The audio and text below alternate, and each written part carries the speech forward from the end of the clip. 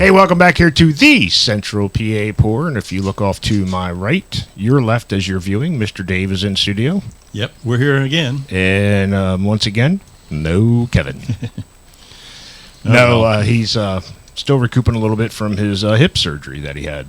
Yeah, small surgery, nothing major. Yeah, just a stitch or two. No. Hey, we are into December, and the holidays are coming up, so we're going to call this our Christmas episode. So, ho, ho, ho. What are you expecting? Ho, ho. Yeah, what are you expecting under your tree? I don't know. I really don't. I have no clue, Well, I keep asking for something, but, Mariska Hargitay is not available. Oh, jeez. Yeah, well, good luck with that one. Yeah. No, but whatever you're asking for, let's hope that the Christmas time brings a lot of family and good cheer. So from all of us here at the Central PA Pour, we wish you a very Merry Christmas, and the New Year's coming around too. So I can't believe we're at that time of year. Yeah, it's getting cold outside. Yeah. I can't stand cold. Yeah, I don't like cold. I don't either, but you know what? That makes us, maybe we get back into our beer nights. That's where this adventure little started from to begin with. Yeah, Sandy had a fire last night, all by herself. We're on a fire ban, you know that, as we're recording this. Yeah, I know that. Okay. Hey, but we're happy to be part of the Hopped Up Network. Did you know that, Dave? The Hopped Up Network? Yep, I knew that. So along with numerous other beer podcasts, the Hopped Up Network is an ever-growing group of independent beer podcasts that are dedicated to providing the insight into this local craft beer community. So look for us on the Hopped Up Network, and you can find them also at Facebook, Instagram, and Twitter, or hoppedupnetwork.com. And start listening today. So we have several guests in studio today with us. They are homebrewers, so we're going to bring them in here. Welcome to Central PA Pour. Thank you. Or should I say, welcome back? It's a long short story, but we won't go there. No, we're welcome to have the Regional Area Harrisburg Homebrewers Association. Did I say it right? Close. Close. No home. All right. So what is it? What's ReHAB stand for, other than rehabilitation from drinking too much? Regional Harrisburg Area Brewers. Regional Harrisburg Area Brewers. All right. Well, welcome. So we have, I'm going to try this. This is going off to my left. This is Jacob, correct? Yep. Verlyn? Yep. Ken? Yep. And Corey, from what I understand, is the originator of this group. Yeah, I kind of got it going, yeah. Okay. So revived an old club that Okay. had gone out of So tell us a little bit about how this all started. How did each of you get involved with this as a home brewer? How did you? I think it's fascinating because we also had one here from Southern York County area that was here. I love it, home brewers, and because we dabble too. So, but tell us a little bit about what it is and how you guys started it and how you got involved. You go. All right. Well, not everybody speak at once. That's. Well, there was a club at Scotts and Brothers in Harrisburg for, I guess, years, and they had slowly died away about the time that I started brewing. And once I started, I was looking for a club, and there wasn't any. So I contacted Scotts about starting another club. So they put me in contact with one of the members from the last club that was still active, and together we came up with a plan to start having meetings in that. So, do you realize once you say yes, I'll do something, that they're gonna just like, yeah, go right ahead. It's a problem I have. I know that. Well, that's cool. I think it's great. And then how did everybody else here get involved? Well, I had started homebrewing, ran into some issues, and went to Scottson's for some advice. And once I started using their advice, they said, "Oh, by the way, we're reviving a homebrew club. Why don't you come on this date?" Oh, great! I've got a beer to be critiqued, and I've got some mead that I just made. I'd like to have that critiqued. And that's where I met Corey at the first meeting. What was it? Foggy did a demo, didn't he? So you're an OG as well, then? Yes. Okay. And I had, at that time, I had issues reading the hydrometer correctly because I was very disappointed. I thought my mead was like it's real low gravity. So Corey tried it and said, yeah, no. What do you mean? So he took out the hydrometer, showed me how I should have been reading it. What I thought was a 6% mead was actually almost 20%. So, Ooh. Oh, 20%. yes. That's no wonder you said no. To get that like a warm feeling in your head when you drank it. Well, that's pretty cool. So, and you've been a member ever since? Ever since. Ken, how'd you get into it? I had a friend that was homebrewing, and he kind of got me interested in it. And so I asked him a bunch of questions, and of course he pointed me to Scotts and Brothers to get the supplies. And so I went in there, and that was the same time that Corey was starting up the homebrew club, and there was a sign about a meeting coming up, and I'm like, oh, great. And so I went. I was at the first meeting, so I was there and kind of got into it then and started brewing then. That's awesome. And Jacob? I think I'm the newest member of the bunch, although it's been Good. 10 years now. 10 years. That's still a long time. Yeah. So it was the meeting down at Battlefield Brewworks in Gettysburg, and I literally wandered in not knowing there was a meeting there, but I had just started homebrewing, and there was a bunch of people like sharing homebrew and like talking about it, and so I just kind of like lurked around the edges a little bit. Like, I'm in, man. I'm in. Did you weasel in there like a party crash? Say, hey, I'm here to try some beer. Basically. I think it's awesome that you guys have, you saw a need, and a desire was there, and yeah, Scotts and Brothers for this central PA area is the last of the breed, right? There is no more homebrew supplies with Lancaster. Oh no, Lancaster's still open, correct? Yeah, I believe so. Yeah. So there's two. Yeah. I go to Scottson as well since Stony Run Bailey's homebrew supplies closed up, so I'll run up to Scottson when I need stuff. So, do you guys still meet there, or is it you just rotate? No. Yeah, We haven't met there in a long time. Yeah, for a while we've outgrown the space. I mean, we were what 10 folks or so. About. So even with the wives, we could all meet in the space. And then about 5 years into it, we grew to almost 60 members. We just did not fit in the space, and so we'd either somebody's home, go to a brewery, tour the brewery, and that seemed to work. And what do you guys currently do? Same thing? Same. About the same. Yeah. That's awesome. Yeah, we have maybe 3 or 4 meetings at someone's house during the year. The rest of them are all at breweries. You guys would meet, once a month? Yep.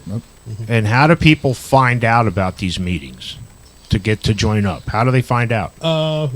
Really, probably the best way is we have a regional Harrisburg area brewers page on Facebook. Okay. So I think it's ReHAB and then regional Harrisburg area brewers, and that's where we put the most up-to-date information on up-and-coming meetings, and if we're doing Brewfests, we'll put the information out there on which Brewfests we're doing.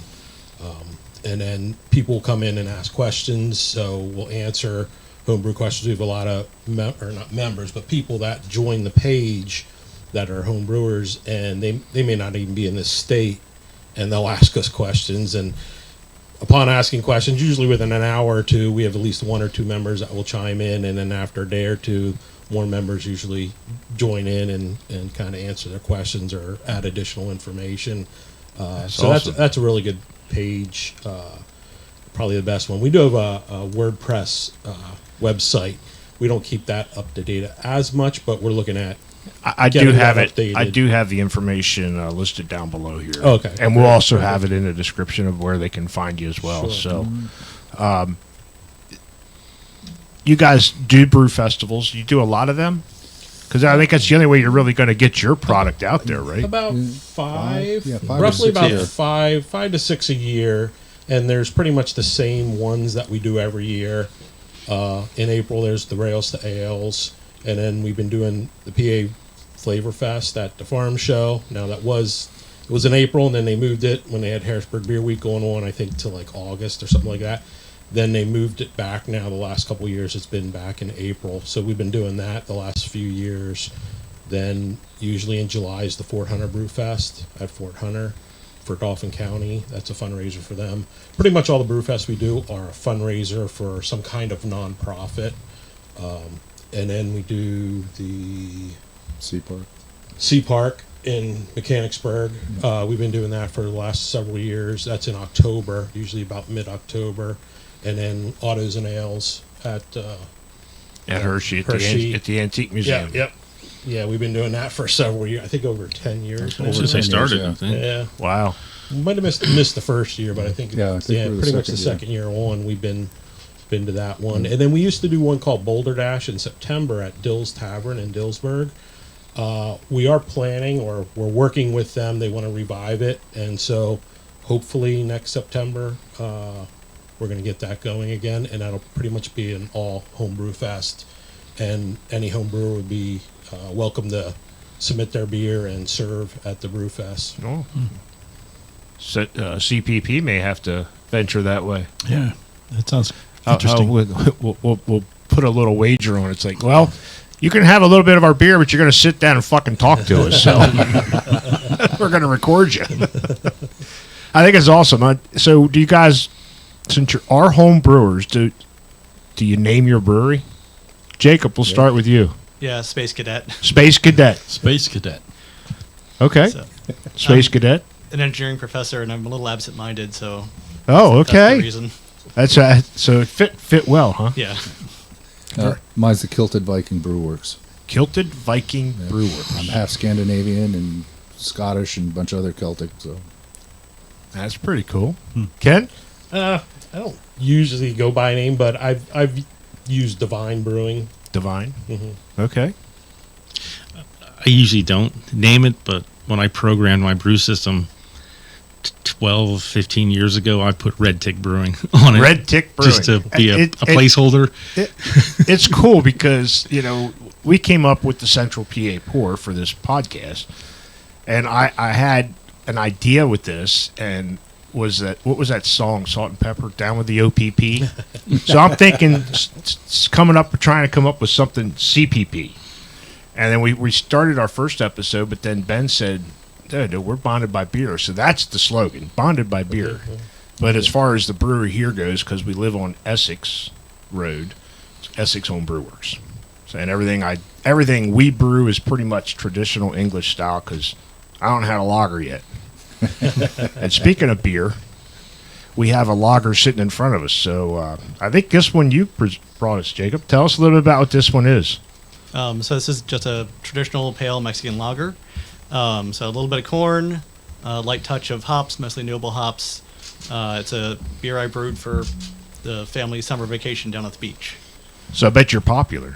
Yeah. You could brew beers. So any particular name or just Mexican lager? Yeah, I haven't brought this into a brew fest, so just Mexican lager until I got to come up with a name for it. All right. Well, here's to Jacob's Mexican lager, Space Cadet Mexican lager. Cheers.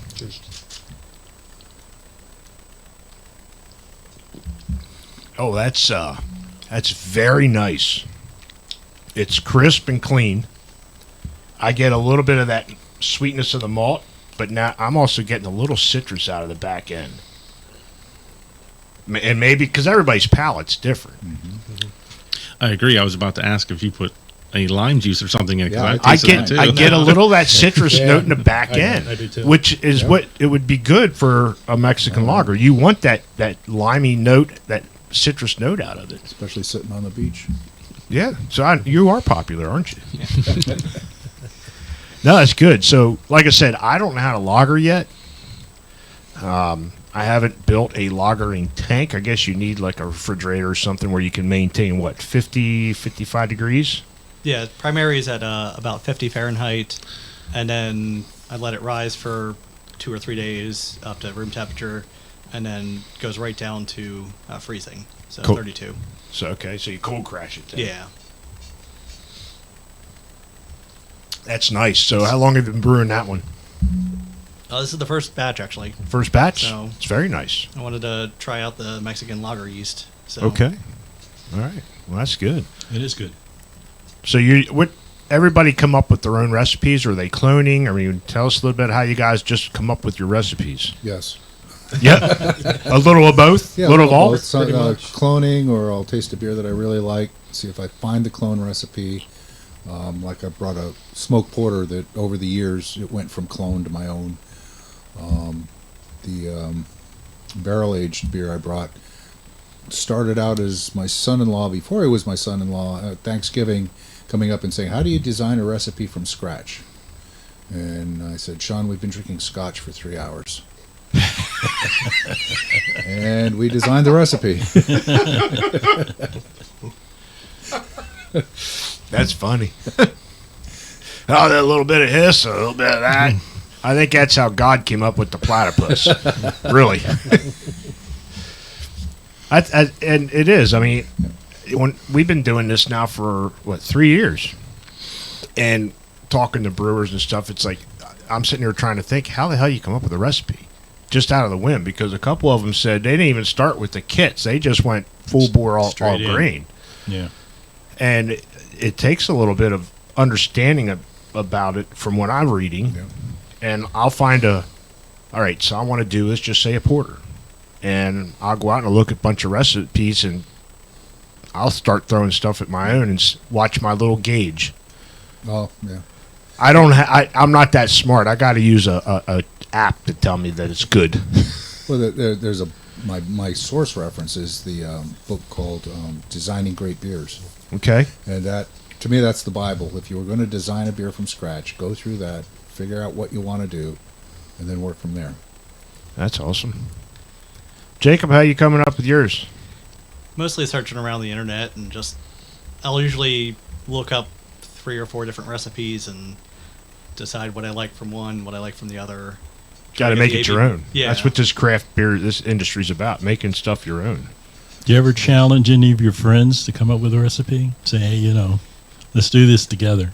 No, I do have a vague story of that. So we did the it was at Trogs. It was the wort share they did at Trogs. Oh, you guys talked about that once before. And a friend Don, who's in the club, was coming to my house, and it was the Troganator Doppelbock up front. And so I was going to do like cherries and cardamom. I ended up making cough syrup. It was pretty bad. And then Don's like, I want to put prunes in the beer. I'm like, I don't know, Don. Oh, that'll make you shit your pants. He's like, I want to call it shits and giggles. I'm like, all right, I'm in. That's funny as hell. Ken, how about you? Yeah, same. I look at recipes and kind of throw them together. I also have the same book, Verlyn, the Designing Beers. I think it was Ray Daniels is the author.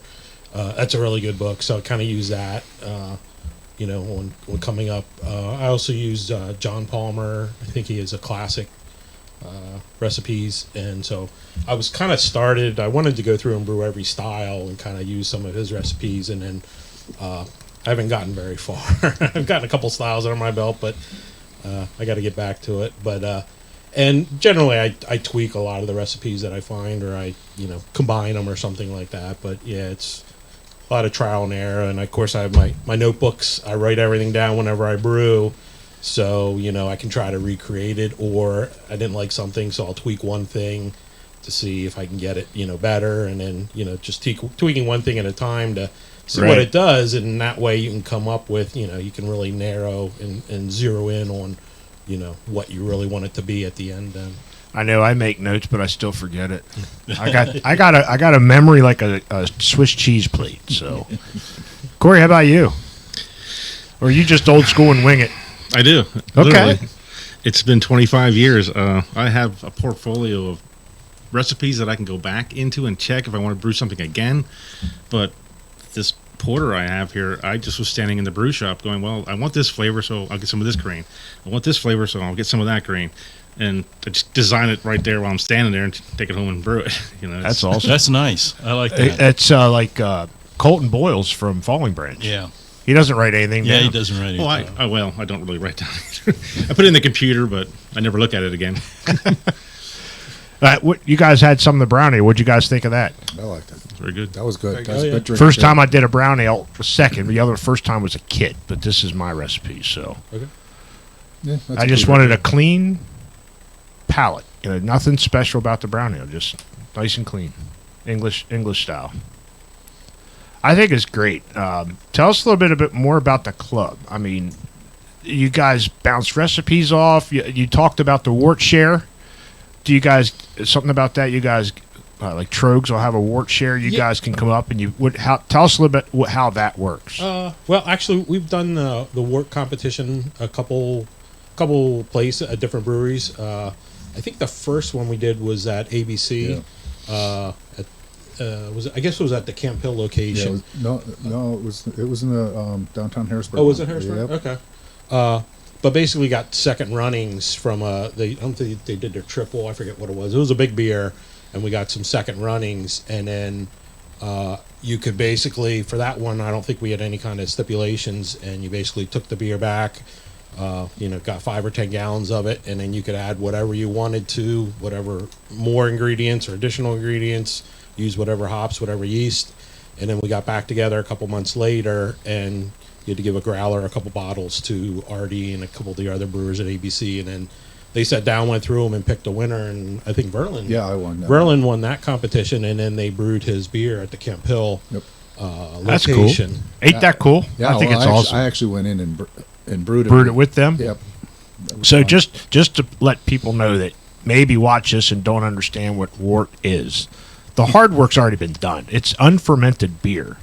So you guys didn't have to go and do the grains and milling and process and making the mash. It's already been done. Yeah. Yep. So you guys are just getting that unfermented beer, then adding your adjuncts or whatever to it to make it what you want to do. Mm-hmm. Yep. Yeah. So we've done it at ABC. We've done it at Boneshire. We've done it with Trogs. Trying to think where else. There's one other place. Yeah, I can't think of the other one. I know we're planning on doing it with Lindgren in Duncannon. We know the brewer and the one owner there, and we had a meeting up there a couple months ago, and they're really excited about doing a collab with us. So hopefully, maybe for May, they were looking at trying to get something on tap. That'd be cool. So basically, you're getting these worts, and you bring your project back of what you made it, and then who's judging it? The brewery? Usually we give it back to them, and then they the owner or brewers or whoever they want to bring in to judge it can judge it. And then you'll get lucky and you'll get to brew your beer with them. Yeah. That's awesome. I know we did one at the beginning of this year with Sign of the Horse. They did my Scottish Wee Heavy, and they put it on tap. And actually, Matt called me a couple months ago and said, "Hey, did you see how that did?" I'm like, "Yeah, it carried like a 393." He said, "That's really good." He said, "You mind if we brew it again?" I'm like, "Absolutely not." And everybody's like, "Do you get any money for it?" I said, "Fuck no." It's awesome walking into that place and checking my beer in. Yeah, when they had the release party for the beer I made, I wore my kilt like I always do, and I go up to the bar to get one, and this guy goes, "Oh, you got to try this beer." I called it Highland Amber. Okay. He said, "You got to try this beer." I said, "Well, thank you. What do you mean?" I made it. That's nice. That is cool. I mean, that's awesome. How do you get contact because of the club, and or have these brewers been part of the club, or is it just actually some of all of that. Already at ABC, we kind of started. The club got in touch with him way back at the beginning, and actually they used to have the Capital City Brew Fest at Harrisburg at the ABC Appalachian Company. Actually, I guess it was the first and second floor. I think it was in September, and they were doing that for 15, almost 20 years. They were having that, and that was the first brew fest that our club got involved in and actually serving our beer there. So we've had good relations with Artie. The one guy that used to be in our club, Albert, he and another guy that used to be in our club, Alan, they started... Alan's Boneshire. Well, yeah. Right? But before Boneshire, Alan and Albert started Millbach.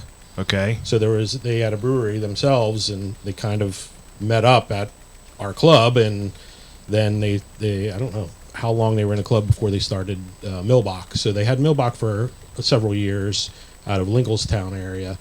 And then they got to the point where they either needed to really expand and needed more capital, and they decided to close. They couldn't expand where they were because it was at Albert's house in a shed, and so I don't think that was a possibility. So they ended up closing, and then Alan actually bought pretty much most of the equipment, I think, and the recipes and that. And then that's when Boneshire started.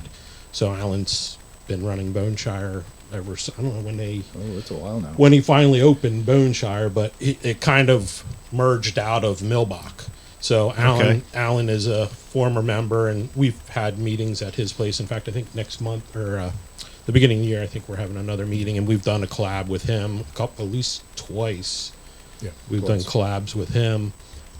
We've also at Liquid Noise. There's 3 of our members are brewing at Liquid Noise. Sean, Matt, and Colin. Yeah. They've been brewing at Liquid Noise now for a couple months. No, Not quite a it's year. a year. Has it been a year? Yeah, Wow. they started working, cleaning the system, getting everything ready a year ago. Well, so they're working at Liquid Noise. We also have a former member, Jacob, who moved out to, he moved out to, was it Wisconsin? Wisconsin, yeah. He was working at Hinterland, and now I just saw a post by him. He's coming back to Pennsylvania, and he's like brewer operations at Voodoo Brewing. Oh, wow. So Yeah, that's a big operation there, Voodoo. yeah. And then Albert, he went on. He's at Springgate. What's going on up there? I'm not sure. I heard Well, that it was it's getting bought. Yeah, was it Springgate? So yeah, I think from what it's somebody that owns a lot of wineries. I think is buying them from what I heard. Hopefully it doesn't downgrade what So they I have don't. Yeah, I'm not established up sure. there. Yeah, I really don't know what. I've else. never been there, but I know a lot of people Springs. that go up to Springgate. It's a beautiful setting. Yeah, nice. Yeah. Beautiful Yeah. setting.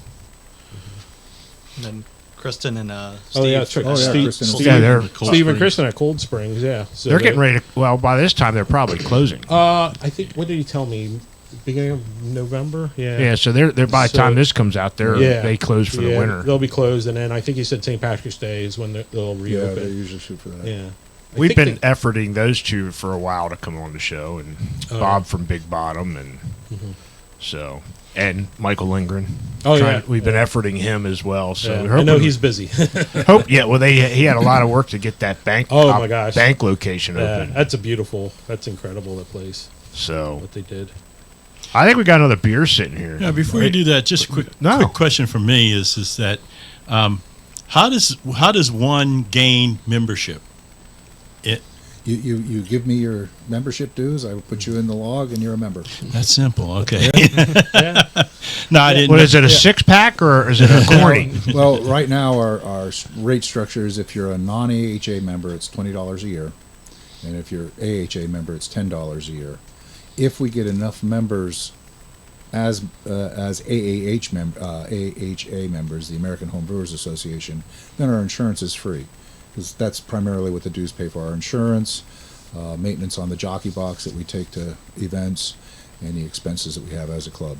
Okay. Okay. I had assumed that there was some sort of a stipulation, like you have to brew beer or something silly like that.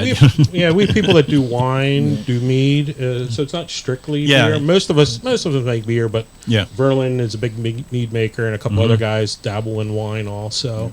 Mhm. But yeah, you just come out to a meeting. It's free to attend a meeting to see if it's the right fit. I mean, we're not.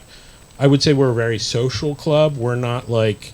We sit down at a table at 7:05. The meeting starts. We read the note, the meeting minutes from the last. We're not like that. So you don't follow We're Robert's Rules of Order. Not. You don't have a sergeant at arms. No.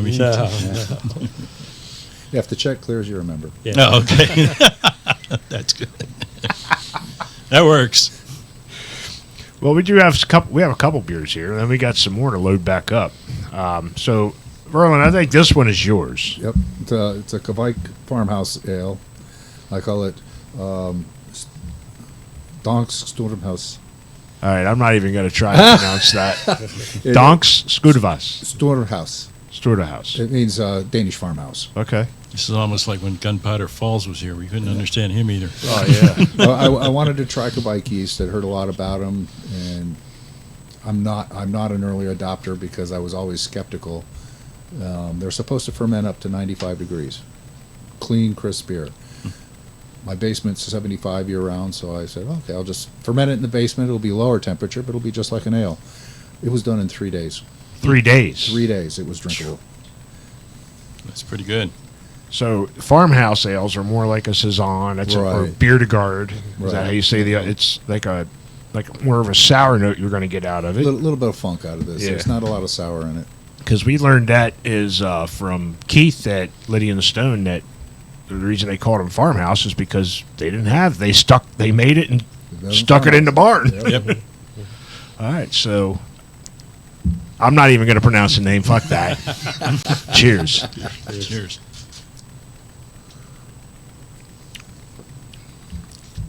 That has it's not funky. Yeah. It's not as funky as I was expecting because I've had some of these saisons farmhouse ales that are like it'll hit you.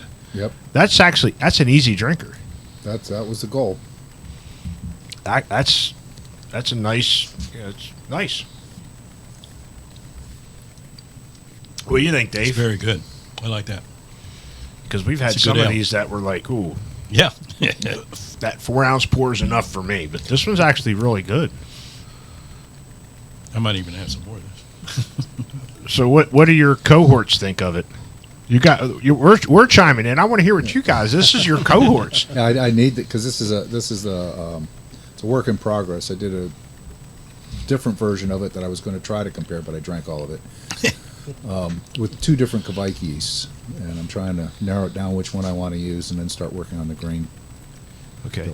And Kvike is that's the Scandinavian Nordic type yeast. yeast. Yeah. And you say there's multiple versions of that out? Mm-hmm. The Voss, let me make sure. The Lutra acts like a lager yeast, and it gives those kinds of profiles. This is the Voss, which is more ale-like. So, what do your cohorts think? Or have you had this before? You're really I think going to push them on it, huh? I know Corey had. I've had this before. Yeah, and Jacob's had it before.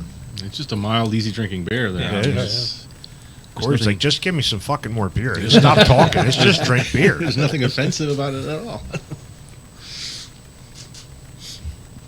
Yeah, I mentioned Gunpowder Falls. It was it wasn't meant as a slight. It was the fact that I can't remember his name. Martin. Jeez, he spoke fluent German. I mean, and That's where he learned. He spent 3 he years in spent Germany. years in there, and he just we asked him to just give us an introduction to the beer in German, and it was just we couldn't understand a word of it, but I mean it was good to listen to that. So, what do you guys like to do in your spare time besides brew? So, Corey, we'll start with you. You've been kind of quiet. I don't think they have any spare time. They're just like spare time. What's spare that, time? you What's know? that? I don't know. I do a lot of different hobbies. I mean, ride motorcycle or Dirt or street? street. Okay. All right. Not dirt. I'm too old for that. I need my bones intact. Well, every time we strap over top of a motorcycle, you take a risk every time you get in a car too. So, I love riding mine. Although the last 2 years I haven't ridden as much. I mean, last year we went to Tennessee, and this year I'm lucky if I probably got 1,500 miles on it. Same here. And This summer was just weird. I used to put 6 to 8 on it every year. You have a new love in the garage. Yeah, it's called beer. I was talking about that. Oh, the Corvette. That yellow Corvette of yours. Yeah. Yes. Well, yeah. What else? Like, sports, hiking, fishing, whatever. Yeah, all that. All the Running, above. biking, a little bit. What is it? Running and biking a little Running bit. and biking. Not very fast, unfortunately. Bicycles or motorcycles like Corey? Bicycles. Okay. Mountain biking, I bet. No, just mostly on the roads. I live down in Gettysburg, so like there's a lot of battlefields. Oh, yeah. Yeah, that's awesome. I brought a list. I'm the president of Clan Hay in America, Scottish Society. So I do a lot of Scottish festivals, a lot of the games. Do you play a bagpipe? I've tried to learn. Okay. It's the hardest instrument I've ever tried to pick up. I love listening to a bagpipe. There's a knack to it, so maybe someday I'll get some lessons and play it right. I'm a bowling coach for kids. Been bowling since I was 5 years old. So How many 300s have you rolled? Just one. Just one? Yeah, I got that close. but I have picked You got 2. Smart ass. I have picked up the 7-10 split though. So Oh, Wow. That's rarer than a That is- 300. yeah, it is. I got close to that as well, but there. That's tough. I mean, that 710's tough. And I'm wood carving, big into wood carving. I do bicycling, like Jake at road cycling. Although I haven't been on that much this year. It's mostly virtual now, with a Virtual? exercise bike and. Oh, okay. Quest. Like okay. There's an app in Quest, so you have the route, and the exercise bike I have will lean and turn, and That's It's kind of like at Peloton, yeah, it's just but maybe not the Peloton price tag. pretty close. And I like to cook a lot, so. Jeez, he's a master of everything. yeah. Christ. I'm certified as a scuba diver. I've been that way for years, but I have not dove lately or in the last several years. I used to play ice hockey. I haven't done that in several years also after having kids. Don't they seem to get in the way? Yeah, they do. They do. And speaking of kids, I was this summer I did something kind of neat. I went on tour for 10 days with the Crossman Drum and Bugle Corps out of Austin, Texas. My son was a member this year, and basically he left the end of May and flew out to Oklahoma, spent a month learning the show, and then the beginning of July they got on a bus and they traveled for about a month and a half on a bus all through the Midwest and South, Texas, Alabama, Georgia, Tennessee, performing their show. And then they ended at Indianapolis at the Lucas Oil Field for their championships. Oh, that's so awesome. when they Yes. came up to Pennsylvania, they were in Allentown and the Philly area. I joined up with them in the end of July, beginning of August. So I traveled with them for 10 days, helping with their support staff, feeding the kids and painting props and wherever they needed help. That's cool. That's cool. And then we ended up out in Indianapolis. And then my wife, it was their 50th anniversary for Crossman. She marched Crossman in 90 and 91. So there was about, I think, 350 alumni that they put on an alumni show at Lucas Oil on that Friday Holy night. cow. That's huge. And then they joined. The Crossmen came out and joined, and they played one number together. So there was about 450 people on the field playing a song. That was really cool. That's awesome. So it was kind of cool to see my son out on the field with my wife performing together. So that was Made you smile ear to ear, huh? That was a neat experience. Yeah, Yeah. that was really cool. That's awesome. We don't do shit in the spare time. No, I try to figure out how to operate the TV remote most of the time. Just Are you technologically challenged? no, I get the manual. We can get the engineer over here to help you. I don't read instructions. They have instructions? Apparently. What is it with us guys? We just like pull stuff out of the package That's and it. just start going at it. Kind of like Corey does with the beer. Yeah. Just pull it out and start going at it. Half the time, the fun is the discovery. You know? Yeah. It's the path you journey to get to your destination. What makes the journey fun? My first tour in the Navy was on a submarine. Oh. No, thank you. Everything is by the manual, by the book. You Wow. always follow the directions. By the Even way, if they're- thank you for your service. Even though we're recording this November 10th before Veterans Day, this will be out after Veterans Day. So Yeah. we are doing our 20th year. We've been doing Veterans Day celebration at my auto repair shop. Oh. We give free oil services to veterans and military personnel that they can come in and get a certificate, and we give it to them to the That's end of the pretty year. nice. That's nice. Been doing that for 20 years. That's great. It's great. You know, I'm a veteran-owned business, so. But submarine, you do it by the book Yeah. always. Yeah, that's something you don't want to venture outside. Yeah. You know, Really, you don't want to venture outside of the submarine. no, you know, Keep the water out of the people tank. I'm assuming that people who serve on a submarine, you have to have certain, not so much certain skills, a certain mental attitude. You have to be a little crazy. I wasn't going to go there. I mean, Yeah. but I was more or less being able to be confined in in a structure underwater, and you just don't say, "Oh, I've had it. I want to go out and get some fresh air." That doesn't happen. So you're there. Yep. You're stuck there, and I'm not sure I could do that. I was on a submarine once, and it was the one in New York that was dry docked that you could tour through it. And it's kind of funny that they have like an apparatus that you walk through to make sure that you could fit through all the hatches. So I was surprised because of the fact that if you were too wide to walk through this section of this doorway, they weren't going to let you in there because they probably couldn't get you out. Once you Probably had some good grease nearby. There. good grease. Well, you could get that wort that he was going to do and make him shit it out. Oh God! But I was on that, and I walked through there and everything, and I says, I couldn't do it. I don't like the I don't ocean think I could anyhow. do it. And then you put me in a tin can like a sardine and just throw me under the water? No, thank you. Well, that was only one tour. I was staff corps, so my last sea tour was on a battleship, Oh, okay. What battleship? Missouri. Oh, the Missouri. big Missouri. Yeah, Oh. big Mighty Mo. The Mighty Mo. They don't even have battleships anymore. They're all reconfigured and They're all museums now. yeah. Oh, I love that movie. What was that movie where they were Battleship. Battleship? Battleship. That was awesome when they got that the old guys to come out. The extras that the old guys that were there, some of those were actual former crew members. Were they? Yep. That's cool. That That's was cool. that was a fun part of that movie. It was Yeah. so out of this world, but getting that with Oh, yeah. AC/DC or something playing in yeah. the background was like that made that movie go. It's like yeah, Yeah, the story was ridiculous, but got to see the old girl fire their guns. Yeah. yeah. That's kind of cool, though. All right, we got a couple more beers sitting here. So these are two porters. First one is yours, Corey, right? Coffee porter. Tell us a little bit about what's a coffee porter. I just brewed a porter. Like I said, I came up with it while I was standing in the brew shop, Okay.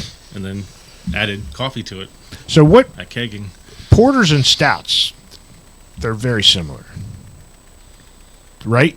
I think the stout came from the porter. I don't know the history. Yeah, that's arguable, but I think that's what they Yeah, it was- agreed on. It was stout porter. To me, originally. Yeah. To me, a porter should be a little bit more chocolatey, a little bit sweeter. A stout should be a little drier and more More of that bitter, ale finish. more bitter Roasted. too, like from the roasted grains. But either way, everybody gets they'll see us drink these stouts and porters and stuff. Oh, it's dark. They're fucking not. They're light beers. They are really They can be. they're really light bodied. They're not until you barrel age it, then it makes it a little bit heavier. Yeah. But most of them are like a light bodied ale. So It so smells really good. so it's a coffee porter. I'm sorry. Any This- name or just coffee porter? No name. We can never get Corey to name his beers. I don't bother anymore. Cheers to the coffee porter. Cheers. Cheers.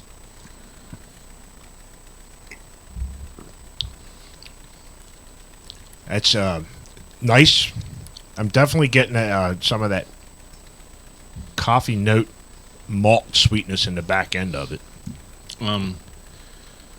It has milk sugar in it. Milk sugar, so it's going to give it more of a sweeter taste, creamier. A little bit of creamier. sweetness and more body to it. Maybe that's what it was, like a coffee ice cream almost.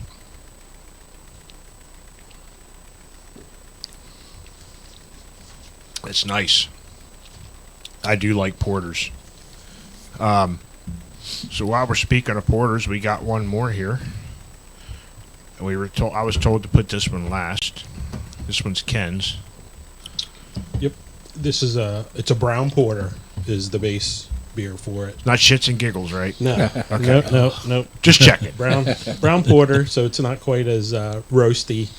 And then I had some peanut butter extract Smell the peanut butter. and then some chocolate too with it. I do get the peanut So butter. it's I call it holy peanut butter. Holy peanut butter. At least Oh. you got a name. Yeah. That right. smells like a Reese's cup. Yeah, so cheers to the holy peanut butter. Yes. But anyways, we had this chocolate peanut butter, or the peanut butter porter. Porter, yes, You yeah. somebody said there was a story behind it. Oh. So what's the story behind the peanut butter? Well, the story was I had taking it to we used to do the Gettysburg Brew Fest in August down at the Gettysburg Seminary. It was a fundraiser that they had for them, and it was right beside part of the battlefield. And they would bring in a cannon and shoot it off every hour, which was awesome to see because people would just jump because it was so loud. So it was kind of funny every hour they'd shoot that off. But the story was, I guess there was two ladies that came up to our booth looking for the peanut butter porter because they usually go to the brew fest, and if you have a decent beer, word starts to get around, and then people show up and like, hey, we heard there's this beer, we got to try. And so I guess they came up and we had already kicked it. It was gone, and they looked at us and they're like, yeah, we want to smell the keg. I'm like, what? I'm like, I never heard this before. And they're like, yeah, we want to smell the keg. And I'm like, yeah, you're joking around. No, we're serious, And so yeah, to take it was a corny keg, so I took the lid off, and they're sniffing the keg. Yeah. Don't know. That was a strange. But my buddy got a picture of it. I don't think I've seen it, but I thought he posted it on the Facebook page. He could have. That could be the can label if you ever get it in the can. It smells as though you want to drink it. Yeah, it was hilarious watching that. That's that's kind of odd. Are you getting a keg to smell? Yeah. We haven't started yet. Oh no, we did. Oh, that's nice. Everybody see me walk off camera so I can get my keg. Sorry, it wouldn't be the first time somebody walked off camera. Oh no, Christian. Christian from Liquid Hero. Yeah, mid-sentence just walked off the camera. I gotta go. That was before we learned we needed to take breaks. When nature hits, you're gonna go.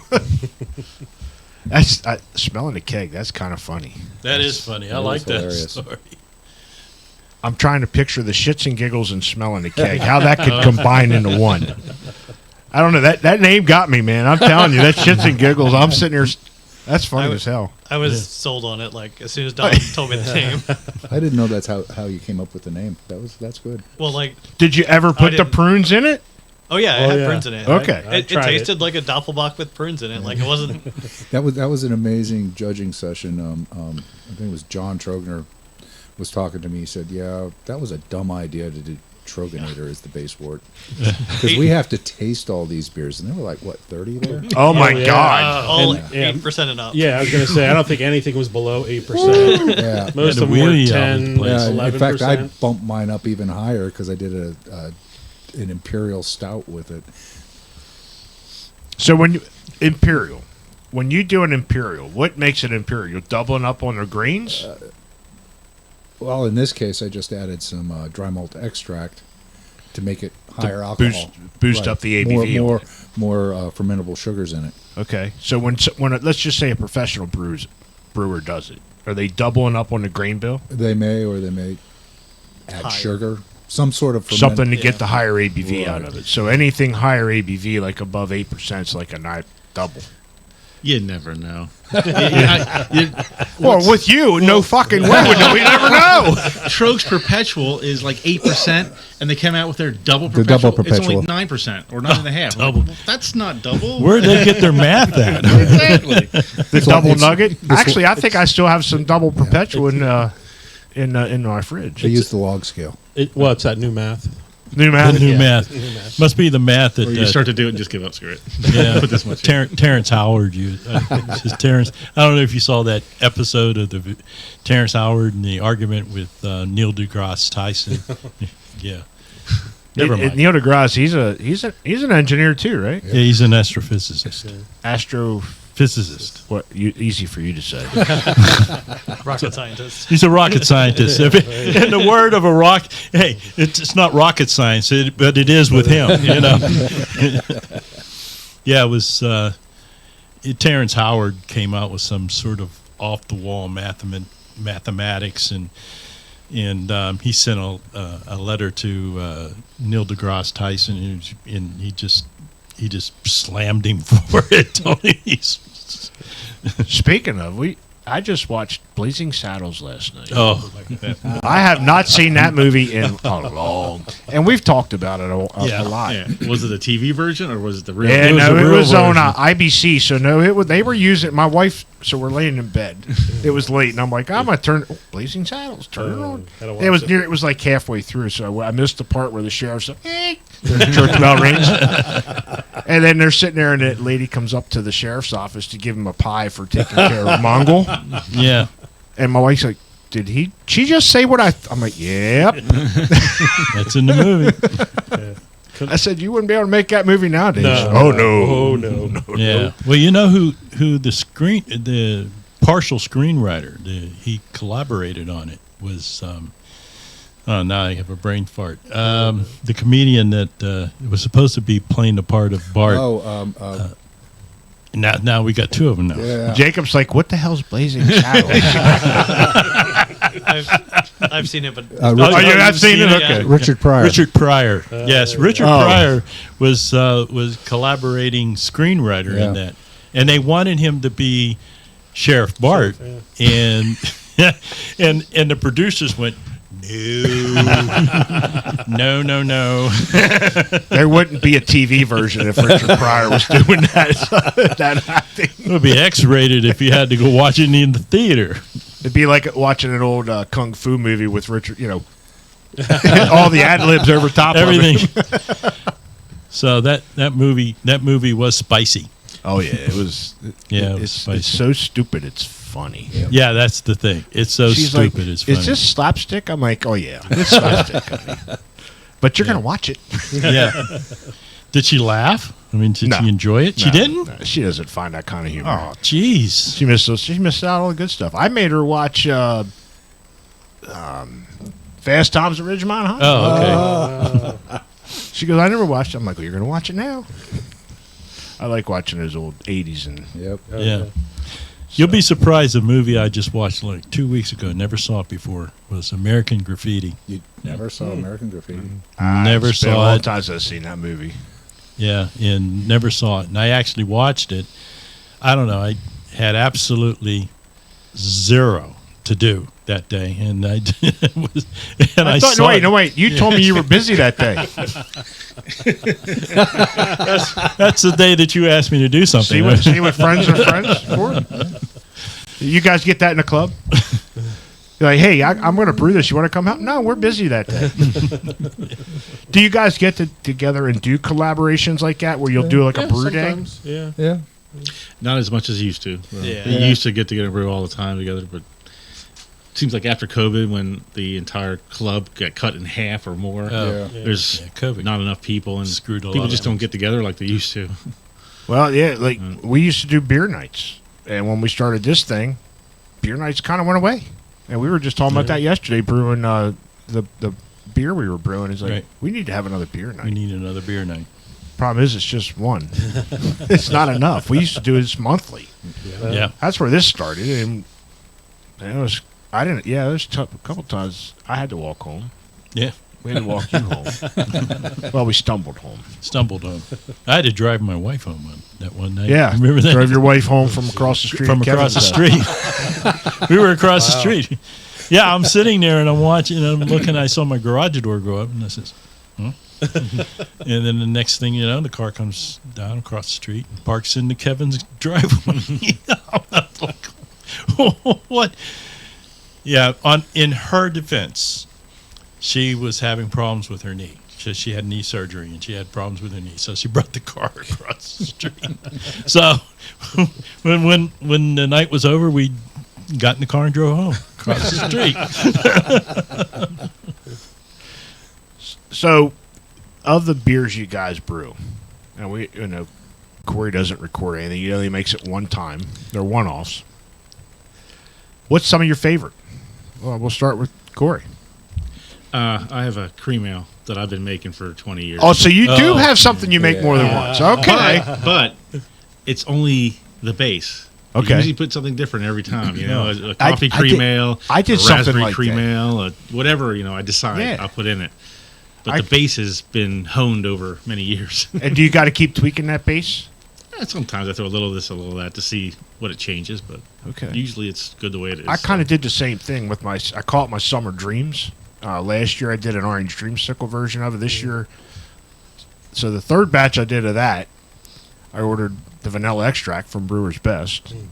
Actually off of, I won't say the one with the big smiley face. It came as rhubarb. Although the picture set was vanilla, the description was vanilla. Came as rhubarb, so I called them. And I'm at the part where I need to put this in the beer. Well, we send it to you some more. Guess what they sent? Another rhubarb? Rhubarb.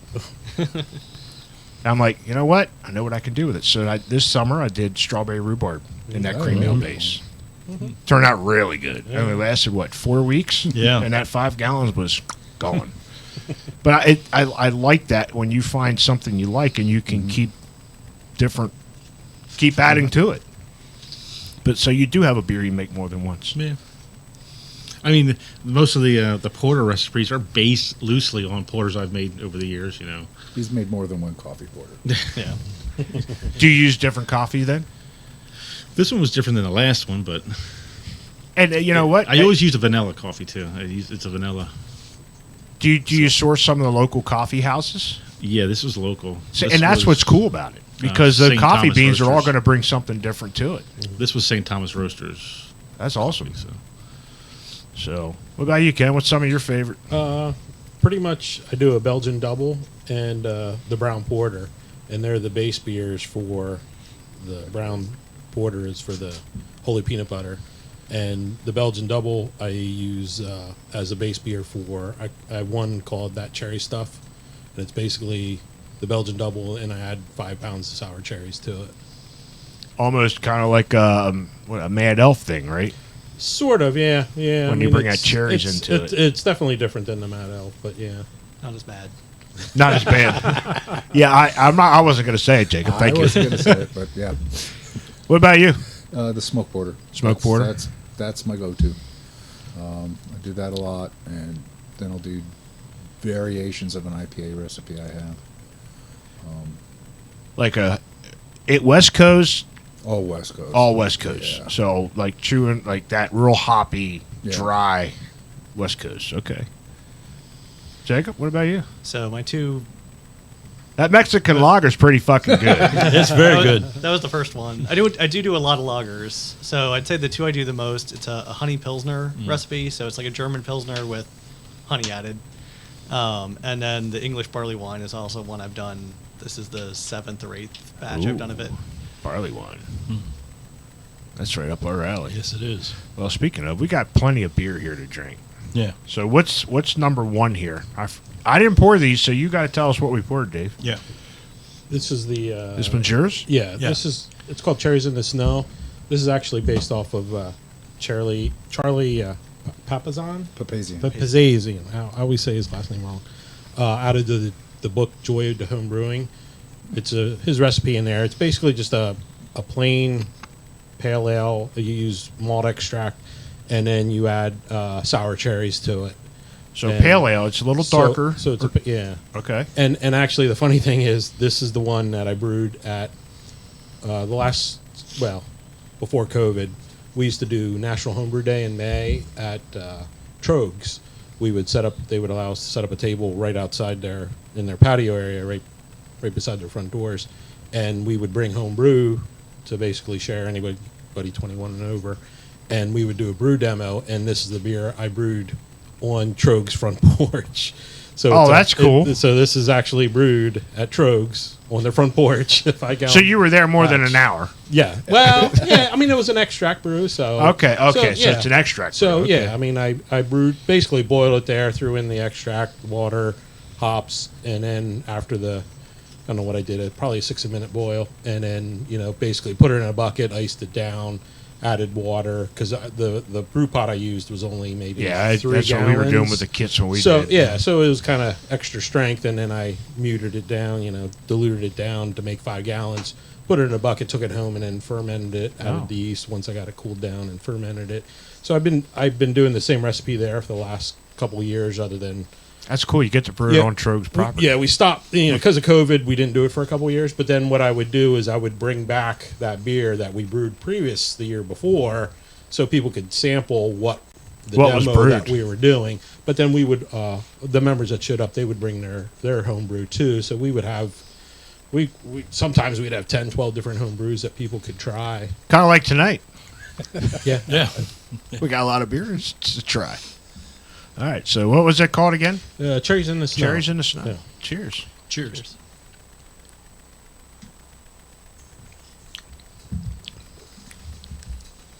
That's pretty I good. definitely get the sour that cherryness out of it, even though I'm not a big fan of cherries. It's very good. It's smooth. Very smooth. This would be enough for me, though. I'll be honest. This would be enough because I'm not a big cherry fan. Yeah. I could drink a couple of these. Yeah.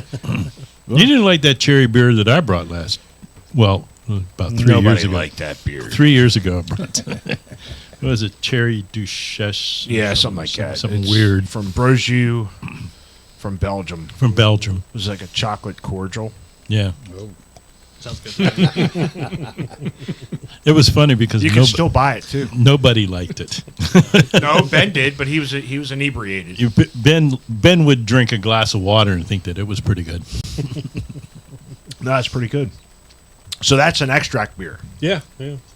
That's pretty much the only extract I ever brew is to do the demo there. Because, we don't have time to do an all grain. Yeah, there, you'd be 'cause- there for 4 or 5 hours. Yeah, it's a little too much. So What extract is it? It's You're just buying the light the malt extract. Usually I go to Scotts and Brothers and get the used LMBs. to, and used stuff. to get the bulk, but they don't do the bulk anymore. So I'm trying to think. It might have been dry extract. I think I just used dry extract this past year because I couldn't get they stopped selling the light in bulk. Because that's what got us started. My wife got me a beer kit, one of the brewery's best beer kits. So you buy the kit, brew it on your stovetop. Yeah.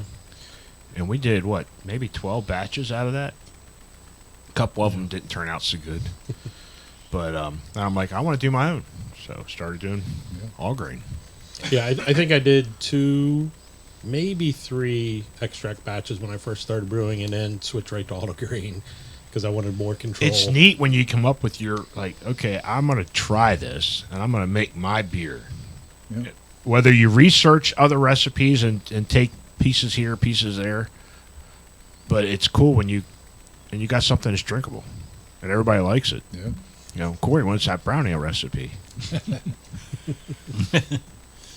I have to tweak it a little bit, but That's fine. That's what's interesting about all this whole industry is there's only so many styles of beer out there, but it's what the brewer decides he wants to take that style to the next level. What he wants to make it his own. I think that's what's so cool about this. And you guys got a home brew club where you guys can share your ideas amongst each other. I think that's what's even better yet. with the amount of different ingredients and now different hops that are available, the different beers you can make is just unlimited. I doubt you could even calculate how many you could make nowadays. Thousands. Who we just Millions. had? I would bet We millions. had John from Antifragile. He said it was from. He brought.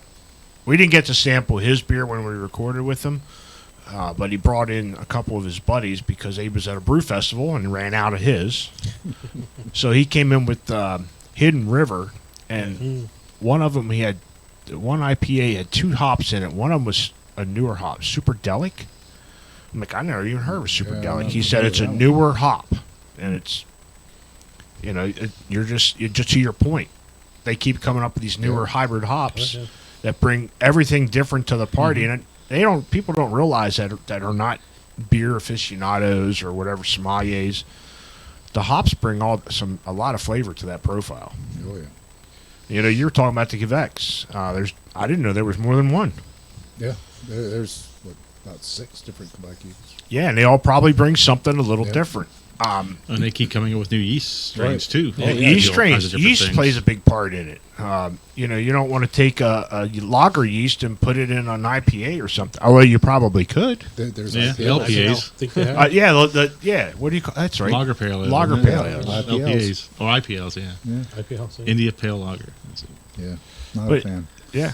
You're not a fan of India Pale, to me, it's just like a clash.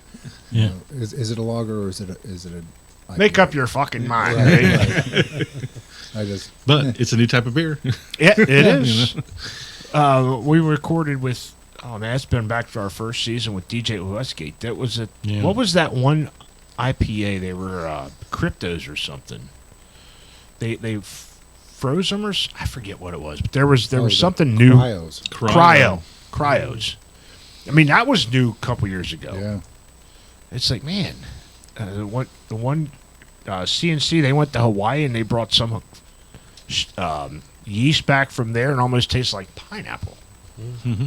A lot of pineapples in Hawaii. Yeah, a lot of pineapples. But it all brings stuff to the party. It's not just the base malts and the mash.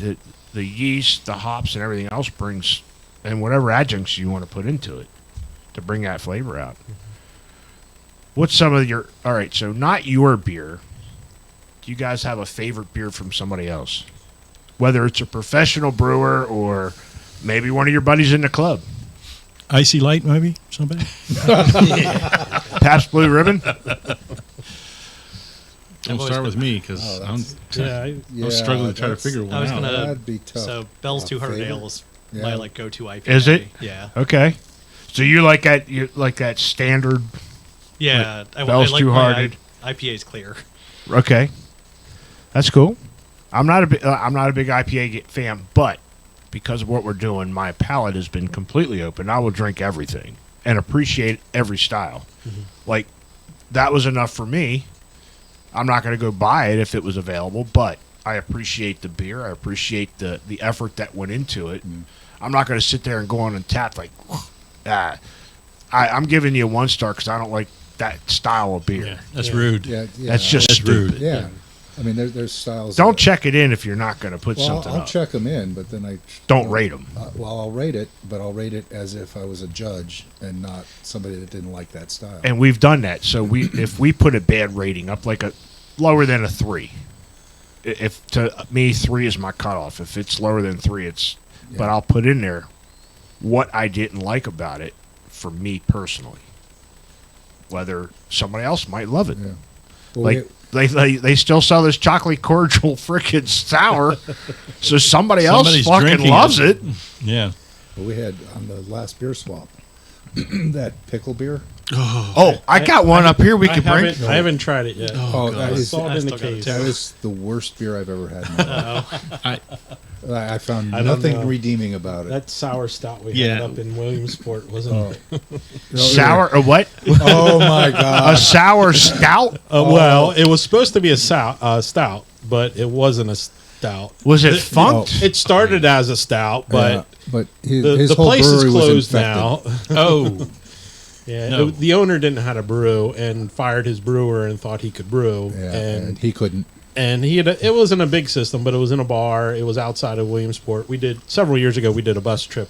A lot of our members, I think there was like 14 or 15 Yeah, of us, we had a good turnout for that. and like 2 vans that followed our van that I rented. And That was Abbey Wright. We did a trip. Yeah, I wasn't going to say a name, but I think Yeah, they're it's Abbey closed. Wright. I think they're Abbey closed now. We called it Abbey wrong. Yeah, oh yeah. my god! But we said to the waitress, we're like, "Is this supposed to be sour?" She's like, "No." And she's like, "Yeah, everybody complains about it, and the owner won't do a thing about it. Yeah. He keeps serving it." I was about to say, everybody there's- complains yeah. about it. There was Yeah. one in York that has recently Oh. closed up. Was the same way. Okay. Yeah. They were at beer festivals, and every time they'd be there, they're like, everybody's like, Nobody would, yeah. We were Well, out in the if back deck, and we pretty much all simultaneously threw it over the back deck into the weeds. Yeah. Well, No, I think we poured it into the. we poured it. I poured it into the bushes. I put it. I Yeah, put mine in the bushes, potted yeah. bushes. Yeah. They're Well, probably we got dead, there and we but- should have. I mean, beautiful woodwork on the bar, Oh, yeah. and the, so it was a nice facility. it was Yeah. beautiful. And, well, he made that banquet. He built Yeah. that banquet room that was beautiful. All Hand this carving. wood carving, fireplace. But we stuff should have like noticed that everybody sitting at the bar was drinking a macro beer. that. Oh, yeah. Nothing. from Nothing the house. out of nothing Yeah. from him. Nothing from this- And yeah. oh wow, look at these flights they're giving us. They're generous. Every beer they make. And I started with the sours to work my way around, and I'm big on porters and stouts. And Albert was hollering, "Try the porter, or try the stout, try the stout." Why? You're the stout man. Try the stout. Well, I'm working on these, Albert. No, you got to try the stout. Because they're going to taste like that. Yeah, exactly. Oh, And you feel, I would feel bad for the owner and the brewer. I would, You except would? he thought he Yeah. knew what he was doing. Oh, He so had he an was attitude arrogant about it. Yep, Yeah. he was Yeah. arrogant. He was bragging about the fact when he got the new brew system in, he installed all the fans backwards and almost blew out the windows from heat. And he thought that was a great story. Dude, learn how to brew. At least clean your system so the shit don't funk. Yeah. That's probably what happened. You just said he probably was probably Oh, an yeah. infection. I'm sure it was a. You know, if they had sours and they're running through some tap system and they don't clean it, if they're using some of those, Yeah, but it wasn't a controlled sour. It was a. no. It was a. No. We didn't clean in 2 years sour. Yeah. Yeah, we'll just use the same. Well, there's a yeast cake. We'll use that. and we've heard that story about some sours were not meant to be sours, but they were a beer that got messed up and became a sour. And sometimes that works. like I had a kit beer that failed. It was supposed to be a raspberry Kolsch. Well, it was no longer a Kolsch, but it was a raspberry beer. If you like raspberries, I'm like, you know what? It's drinkable. So I bottled it. And I'd go to the beer shares. I'd take this. I'm like, all right. People are like, oh, this is good beer. I'm like, okay, whatever you say. You must like raspberries because that's Or all they were- you got. Or they were being polite. They might have been kids. They might have been smelling the keg. That's a good story. That is funny. That's funny as hell. One thing you learn from going to Brewfest for 20 years. Yeah. Some people just don't have a taste for beer. They think something's good that is not good, and you don't understand how can you like that, but they do, and I don't understand it. Yeah, we're not aficionados. We're not sommeliers by any means, but we appreciate what goes into the beer, and we're still learning on the flavors and stuff that the brewers are trying to present in that beer. We're still trying to learn it. I love it when a brewer does a one hop only IPA, because now you're really highlighting that hop, Yeah. and then for the non-beer guy person, that'll like, ooh, so that's what that flavor's like. So if I go and get one with this and this hop, I know what that back end's supposed to taste like. Problem is, only brewers care about that. Yeah. Well, The person out there drinking out of Brewfest just wants another beer. They just want another beer. Some of the people that go to Some of these brew fests and these beer fests, they're just going to get Drunk. Yeah. Yeah. and you could tell them. You could see where they just. We had a couple on from the Oktoberfest that they were there. Actually, we had 4 ladies on. They that- were just on the prowl. That was funny. That was funny. The 4 ladies. I asked them. They I weren't said- really looking for beer. They were looking. They were looking for men. for men. It was funny. I asked him. I said, "What did you find anything you like?" Yeah, but he was married. They were a hoot. Yeah. All right, we got a couple more beers here. So which one we got in front of us here? Corey, I think it's yours. Yeah, it's fine. So it's the same porter. You have to smell it. You have to make sure it was. Okay. It's the same porter, but I wanted something different because I do 10-gallon batches. So this one has some blueberry and raspberry flavoring in it. Definitely smell it. So Okay. the blueberry That's different for a comes up porter? front. Yeah. So when you make a batch, you split the batch into 5 gallons if you're doing Well, it. yeah. Okay, so you're doing a 10-gallon porter batch, and then you'll like take half of it and say, "I'm doing this." Okay. And the other half is like, what can I do with it? And I had that in the cupboard, so I'm like, well, let's try that and see what it tastes like. All right. So here's to the no-name porter with fruit. Called fruitcake.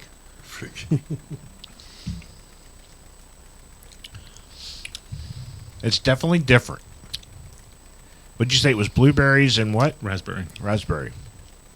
2 of my So- least favorite fruits. But Was it Weyerbacher that had the Yeah. double raspberry porter? Yeah, I think so. it's Was different. one of my favorites, so I'm always going for that. It's good.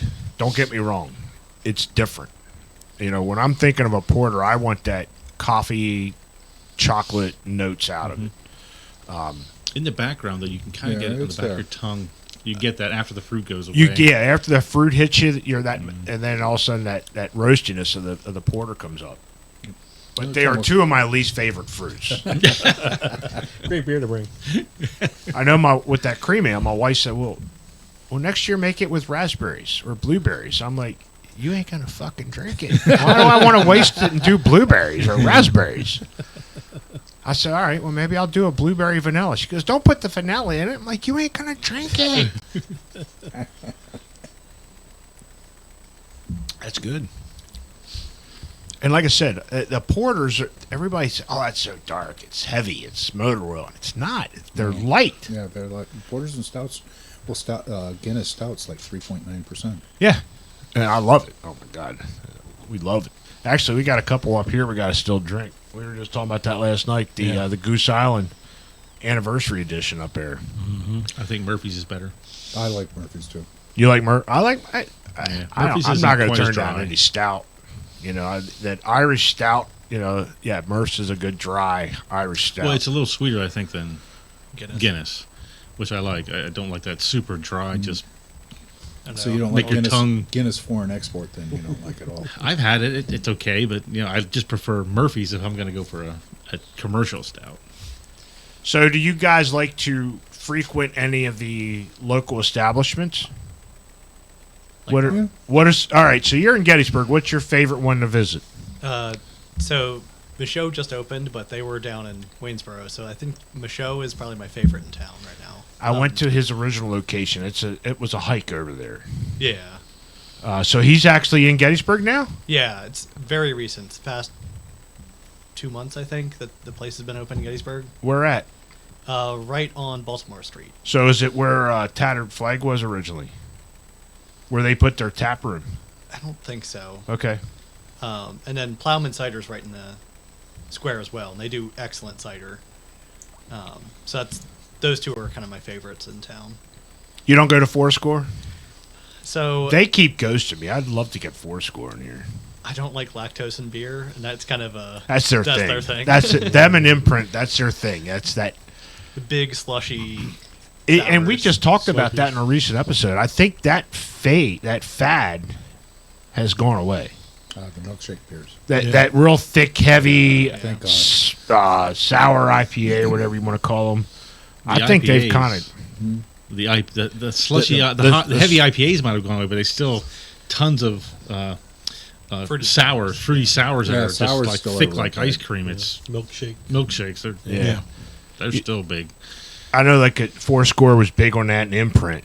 They were the two big ones. We had I would always go up there when they have their release with the Star Wars. May the 4th be with you. Go get their 4-pack of the Star Wars. And you and I cracked one. We actually had to squeeze the can to get it was off. pretty thick. It was pretty thick, but it was good. Like, they brew some really good lagers too, but all the attention goes to those big Those big slushy fruit sours. flavors. Yeah, and I get it. Yeah, I wasn't a huge fan of them. I would drink one or two and be satisfied with that. But to sit down and just say, well, I'm going to have a couple tonight. No, it's just one of the, It's hard to do. it's hard to do. Is Battlefield Brew Works still around? No, they went under. That's been a while ago. That's why they haven't answered back. Yeah. Could be. Yeah. Yeah. Why don't you? I was efforting a while ago, and I haven't tried to go back, and I haven't watched to see if they were still around. That's why I asked, because you guys had met there once before, right? Yeah, a couple times. That's where you got into the scene. Yeah, that's where I literally wandered into the club and like, hey, what's going Party on? crasher, wedding crasher. There, man. That's what you need to. That's it. That Mexican lager, wedding Wedding crasher. crasher. Oh, there you go. Wedding crasher lager. That's pretty. There you go. My wife. I remember when my wife. Cause I love to have the job of naming beers. So when I brewed a couple on my first all grain batches, all right, we got a couple beers and we made a cider kit for her, a peach mango. She goes, oh, we were over at Lancaster Homebrew. She goes, oh, a peach mango. I'm like, so we brewed it. All right, you got some names. So one night we were sitting there and she'd throw some names up and I'm on Untapped like, nope, that name ain't going to work because there's like 15, 20 of the same thing. So I like coming up with names. Yeah. Well, with Corey not naming his beers, when my daughter used to help us out, now she's with Liquid Noise, she would insist, you have to have a name. That makes people come. And so she'd name him for Corey. There you go. You say your daughter is working at Liquid Noise? No, she and her husband are part owners, and he's the head brewer. Well, we'd like to get Liquid Noise on here. Hint, hint, hint. I'll drop that hint with them. Yeah. I just think it's cool. I mean, do you have a favorite place you like to visit, or you just is it Verlyn's Bar? It depends, because I can drink and pass out on my deck and not worry about it. Yeah. ABC in Mechanicsburg is exactly 2.7 miles from my house, so It's walkable if you need be. yeah. And then Liquid Noise, that's kids are part owners, and In the family. it's in the family. Yeah, you got to keep got And it. all three brewers I actually taught how to brew, so There you go. And you've been at this quite some time. 25 years, 25 years. Phew. That's and it started as a joke. and back then people didn't know what craft beer was, really. It was either Yingling Porter or Anchor Steam. That's about all Yeah. you could find, which is why I started. That's what that comment I brought. We don't have it up here, but afterwards we can do it's it. a steam beer. Yeah, it's based on Anchor Steam. It's my homage to Anchor Steam. Molly Pitcher does a steam lager, steam beer too. They do. I think it was really good. Trying to think who else did one of them. I think Adam over at one in Lancaster. Don't look at me. Adam Chamberlain. Shit, I was just there. Collusion? No, it's No. over in Lancaster. Adam Bloodhook? Chamberlain. What is it? I don't know. Cartel. Cartel. I think he does a steam beer too. So it's not a common beer you No. see. Not That's that why I much, did an ESB. I did an ESB recipe, and it's like because you don't see ESBs around, you're starting to see more of them. There's people doing them. And that's an old style. It is. Well, it's like I was surprised because the first time I did it was when Anchor Steam went under. So, I'm going to make, here's their recipe. I'm going to make it as an homage. I couldn't count the number of people I had to explain what a California Common was. Yeah. It and that's what's great about you're bringing back old styles of beer that most people don't. If it's not Coors Light, Miller Lite, or Budweiser, they don't fucking know what a beer is. Old Frothling slosh. What? My grandpa used to drink Rheingold, and that was like sewer water. I don't think it was as bad as Old Milwaukee. I just, That's old mill water, but yeah. I just wanted to throw that name out. I used to drink Genesee. Come on now, that's pretty bad too. That was my college beer. College beer. That's because it's cheap. Yeah, that's the thing. I had mentioned that earlier. When you're in college, you'll Yeah. drink. Well, You, well, the West Coast was Olympia and Coors oh, out on the West Coast. yeah. Now, Coors was like my first go-to beer, and then it was Yingling, then Sam Adams, and now I can't drink any of it. Yeah.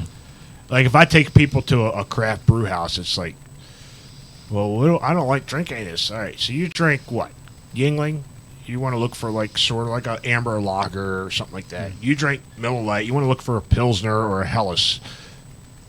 It's gonna be better. You might not like it at first, but trust me, it tastes a hell of a lot better than what you're buying. Yeah. Well, I tell you what, you talk like that to some college kid that's Oh, they're looking at their pocketbook. got $2 in his. He don't care. He's getting a little 4-ounce taster. He doesn't care. No, you don't even Yeah. get a 4-ounce taster for that. 5 Yeah. ounces is like $4, Yeah. $5 bucks. now. Yeah, Well, I Well, you remember. talk about that. I was at my high school reunion years ago, and we had it at the brewery that had just opened up in my hometown. And the guys are saying, "Well, you're a home brewer. What should I drink? I drink this." Okay, get that one. Wow, you're right. I really like it. Exactly. I said, "How do you know that?" But you have to learn that stuff if you're going to make beer. Yeah, and it's that's what's so cool. It's like, since we've been doing what we're doing and dabbling in brewing a little bit, we understand when we're speaking to you guys what you're talking about. And that's what we're trying to present to everybody else, that they watch this and they understand when they go to a brew house or they meet home brewers, when they come up to you at a brew festival and you tell them what you got, and they're like, "Oh yeah, I understand." That's what we're here to educate. Yeah. That's what it's all about. Yeah. Because I think the more people understand it, the more, Pennsylvania has peaked with the craft brew housing. Yeah. I think we've reached its peak. I don't think it's going to go any bigger. I hope it don't crash. But when people can go to these places and understand that this is the new bar, the nightclub that you used to attend and go in there and drink the cheap beer and stuff like that. But you're having a much better time. Well, before Prohibition, that's what it was. You go to your local pub to get your beer. Yeah, even during Prohibition, just had to do Well, a little secret knock. It wasn't a bar; it was a speakeasy. it was somebody's basement. Yes.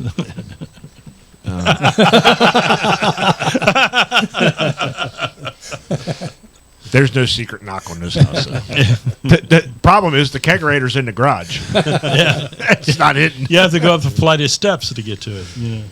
What do you, Ken, Corey? What do you guys? You guys frequent anything on your own?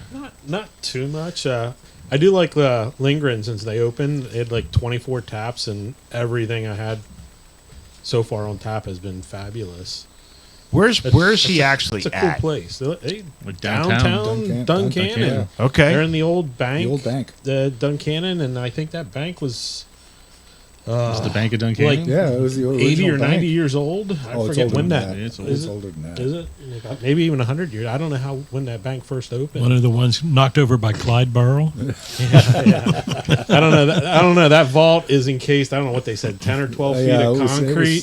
pretty They still have the vault there because there's no way they can remove it.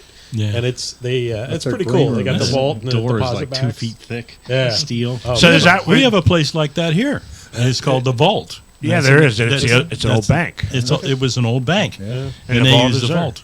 Yeah. So is the vault special seating for the special people that No, might come in there and give him a rough time? It's very small, Yeah. but It's where they keep They- all the little boxes that you get your boxes with your key that you get your Safety deposit, Safety- yeah. safety deposit. or for their Mug Club members. Oh, that's cool as So- hell. and they So put you the have stuff your key, in. and then they give their free certificates for beers every T-shirt, month and yeah. T-shirts. And it's That's cute a stuff that goes is a in there. great That's a great Oh, yeah, repurpose. it's cool. Great idea. It is really. That is cool. a great repurpose.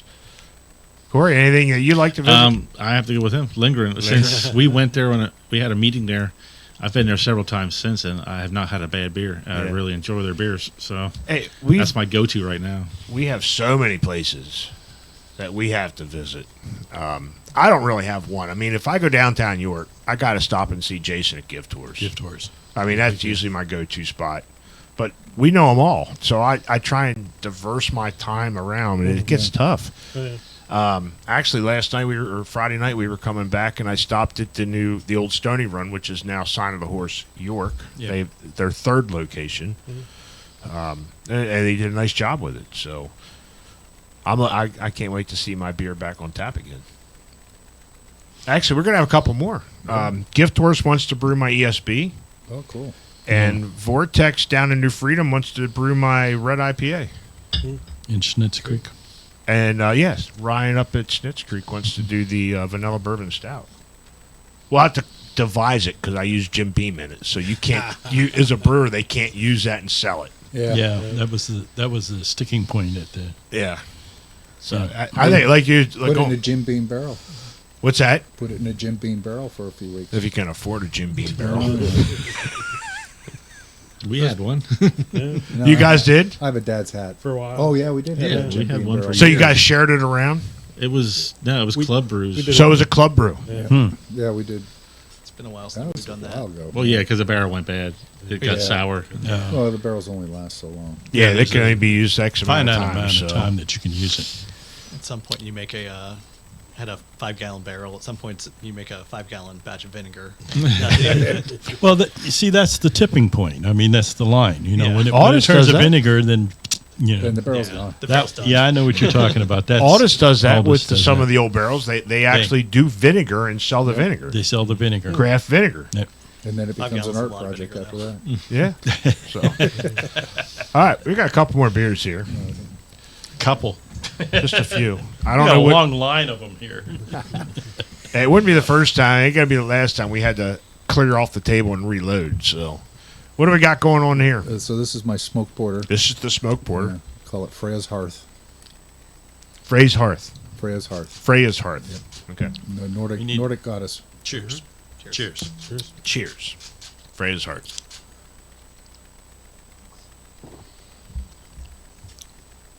Oh, that smokiness just brings a whole different profile to that. kind of like the berries did with your porter. This, what'd you say before? This is not your favorite? I don't like smoke in my drinks, but You'd love the Snitch Creek Lebanon Bologna. Oh, I hate that beer. I hate that beer. We had it. That's so bad. Now, this is mild enough with the smoke that I actually enjoy it, and I could drink it as one. You know, they serve that with crackers. And cheese. I mean, to get it right, the smoke smells just like opening a pack of Lebanon bologna. It's like drinking liquid Lebanon bologna. Yeah. Actually, when we had Ryan on here talking about that, I was afraid to mention it, but I did. I brought it up. And I'm like, what is up with this fucking Lebanon bologna beer? I said, I bought a 4-pack because it was a smoked lager and was interesting. Yep. I'm like, oh, let me try it. He said, we brew it every year, once a year. There is a small niche of people that buy that stuff, and they sell out of it. Yeah. They wait for that beer to come sell out. out of it. And everybody has that niche Oh, that yeah. they like. Like, you might not like the smoke, but people like smoked stuff. So how do you put the smoke in it, or No, I Is use peat smoked malt as okay? as So an that's adjunct. good. So it's the malt in the base The- that you're using. It's malt that's used in Scotch. Okay, Finish good. mine. it's very good. The smoke is not overbearing, just enough to enhance that roastiness of the porter out. Mm-hmm. It was based on Stone Brewing's smoke porter that they sold years ago. And then I tweaked it over the years, and then they stopped making it. Do you understand? Do they stop making it because it's not selling, I could never get a straight answer. or did the from brewer ever just decide he doesn't it. want Well, to? they stopped making it when they changed brewers. So It might be why. yeah. Well, there you go. You got an opening. Well, You're retired. You got an opening. It's a little Yeah, bit he's of a commute. retired. Yeah. He has nothing to do. What's some of your guys' passions or future for the club? well, Jacob's leading a BJCP certification course for us all right now. Oh, so you guys are all going to become certifiable judge. Well, that's my I'm trying to get these two at least. Jacob already is a judge. Oh, you are? Yeah. And, Okay. yeah, he's a beer judge, and then we also have another guy, David, in our club who is a beer judge. He's been a beer judge for years. He used to work out in California. Yeah. He was in the Maltese Falcons out in California, which is a big brew club. He's a national Then- judge, isn't he? I think No, so. David's certified like Is me. he certified? Oh, okay. And then he lived in New York for a while, and he was in a beer club up there. So he's been around, but he's here. I don't know when he moved in, about 3 or 4 years ago, 5 years ago. About 4 Oh, years ago. how long? And he joined our club, but he's I don't know how long he's been a judge for. I think a long time. Yeah, he just never. He's like me, where the test score wasn't high enough to get higher, and he doesn't care enough to want to retake the test. And then we have Sean in our club who tested the online and did the tasting test, and is He's just waiting waiting for for his his results. That's cool. It can take 6 months to 8 months to get the results when you do the tasting. I didn't know he was a exam. judge. I'm sitting over here talking Yeah. about this and that, and he's like, yeah, you're a He's a fucking judge, yeah. liar. I'm not getting any of that. That's cool. I think that's awesome. Does it take a skill set on your part, or a learning to understand your palate and taste buds? A little bit of both of those. I mean, you do need to know the beer styles. There's the BJCP guidelines.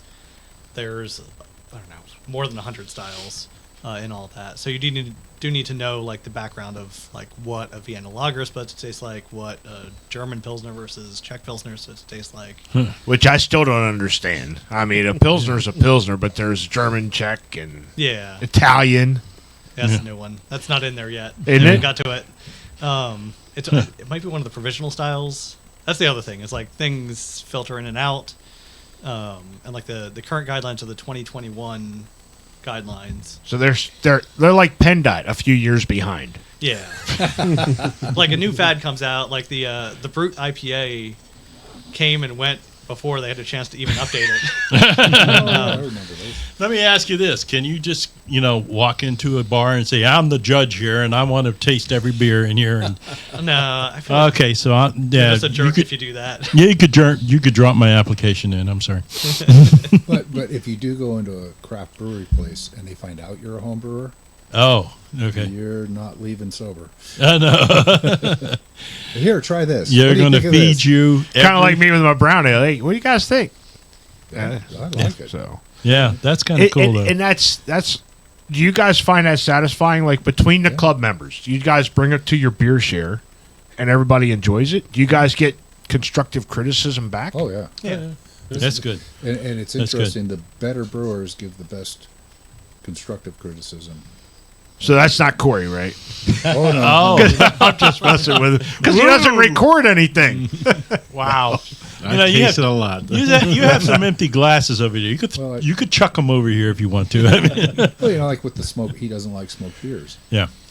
but he's okay with mine. And it's been through the years. I've been working on this. Mhm. I've worked on that beer for almost 20 years to Wow, get it just right.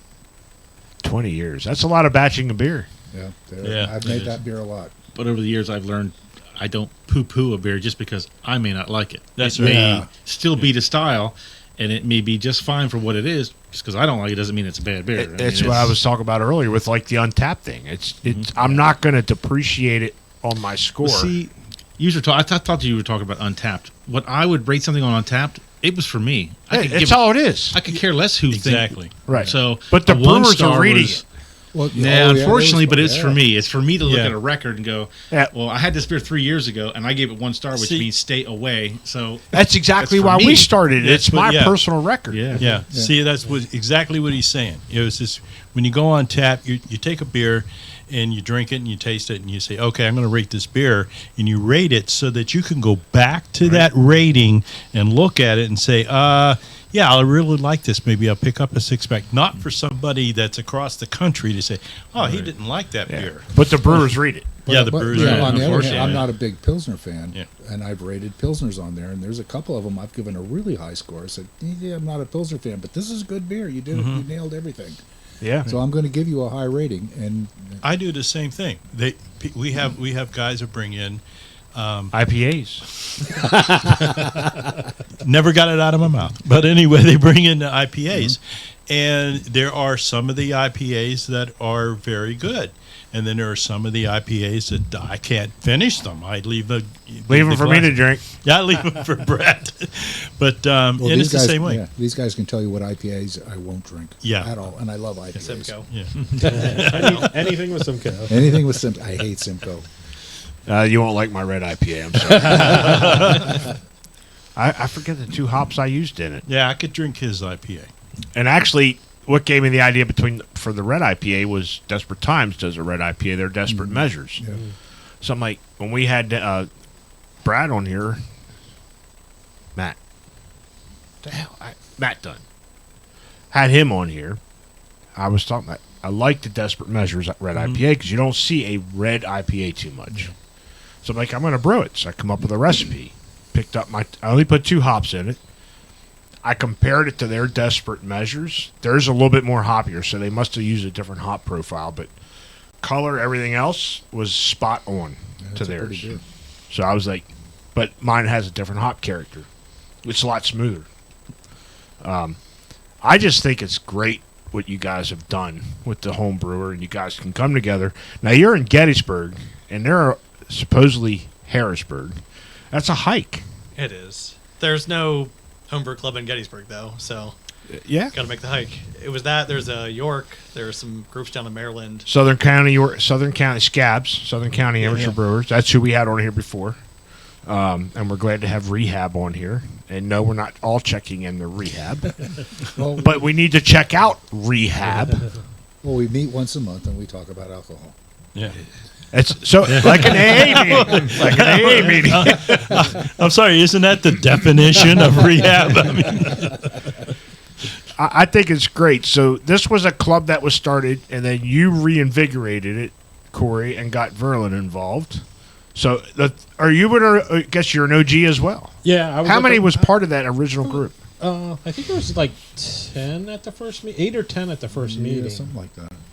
Yeah. I know there was a lot at the first meeting that you never saw again. Yeah, Yeah. But I don't even remember anymore. Well, that happens year to year too. We go, I'm going to join, and we never see him again. But 2004 is when you guys started this. Somewhere around Yeah. there. Somewhere So around. 20 Not really years. sure. 20 years, and you kudos to you I was guys. brewing in '99. Yeah, that's when I 'Cause I started. was brewing when my daughter was born. Yeah, I started brewing in 90. Yeah, I brewed my first batch That's in pretty I have good. 2003, and that's 4 is when we started. So so it was 2004 because my Yeah. second batch was in 2004, and So- then I kind of stepped away for a couple years because I had some family things that happened, and so I just didn't have the time. And then I came back around I think 2005 or 6. So I was after they started, I was out of it for a couple years, and then I came back to Yeah, back then I was still trying to figure out why one router wouldn't talk to another router. And you can have a few beers and, oh, yeah, I figured it out. Any aspirations of being going brick and mortar for any of you guys? Not for me. Oh, that's I thought about it, but yeah, and after hearing some horror stories, oh no, it's all the red tape you got to go through. it's so and- clogged up right now with the amount of breweries. money. It'd Yeah. be crazy to try to start one in this area. we can't do it now. They put a storage center in our building that we were going Yeah, to the buy. building that we dreamed of, and it was just it was all talk. There was no way. It was just hell. talk. I'm giving up weekends. It was the big joke. You're giving up all your time. Everything. Yeah. You're giving up everything. Yeah. I mean, I got my own business now. It's a hard enough running one. I can't imagine running a brew pub where you got food and everything else, and you got a Department of Health and all that kind of stuff. No thanks. I enjoy doing the homebrew stuff. Oh, yeah. How many taps you guys have on at your house? I have 3. Three? Same 3. Three? Yeah, I can fit 3 kegs in my refrigerator. I've downsized to 2. Two. I used to have Yeah. 6. Well, they all have more than you. I'm sorry. It I won't stole be. your thunder. It won't be. Stole your thunder. I'm sorry. It won't be when I Yeah. get marks. When you get your keys. 7-tap keezer. Oh, Yeah, yeah. I'm not saying that it's ever going to be 7 beers on that, but it's actually one of our previous guests they were trying to open brick and mortar. He had some health issues, so that dream kind of got cut out from underneath him.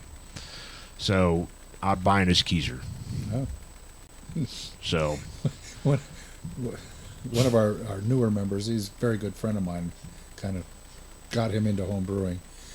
He called me up and said, I need help bringing a kegerator that I just bought online home. Oh, okay, I got a truck. We'll go down, and it's down in York. We met at this bar across from the fairgrounds that had closed down, and the guy forgot we were coming. Oh, So we go down to the bar down the street, have some beers while we're waiting for him to get there. He said about a half hour. And I said, you're sure this is legit, Bob? Yeah, it's just, he showed the picture. It's a regular, home kegerator. We get into the bar, and this thing is 6 feet long. oh, jeez. my God.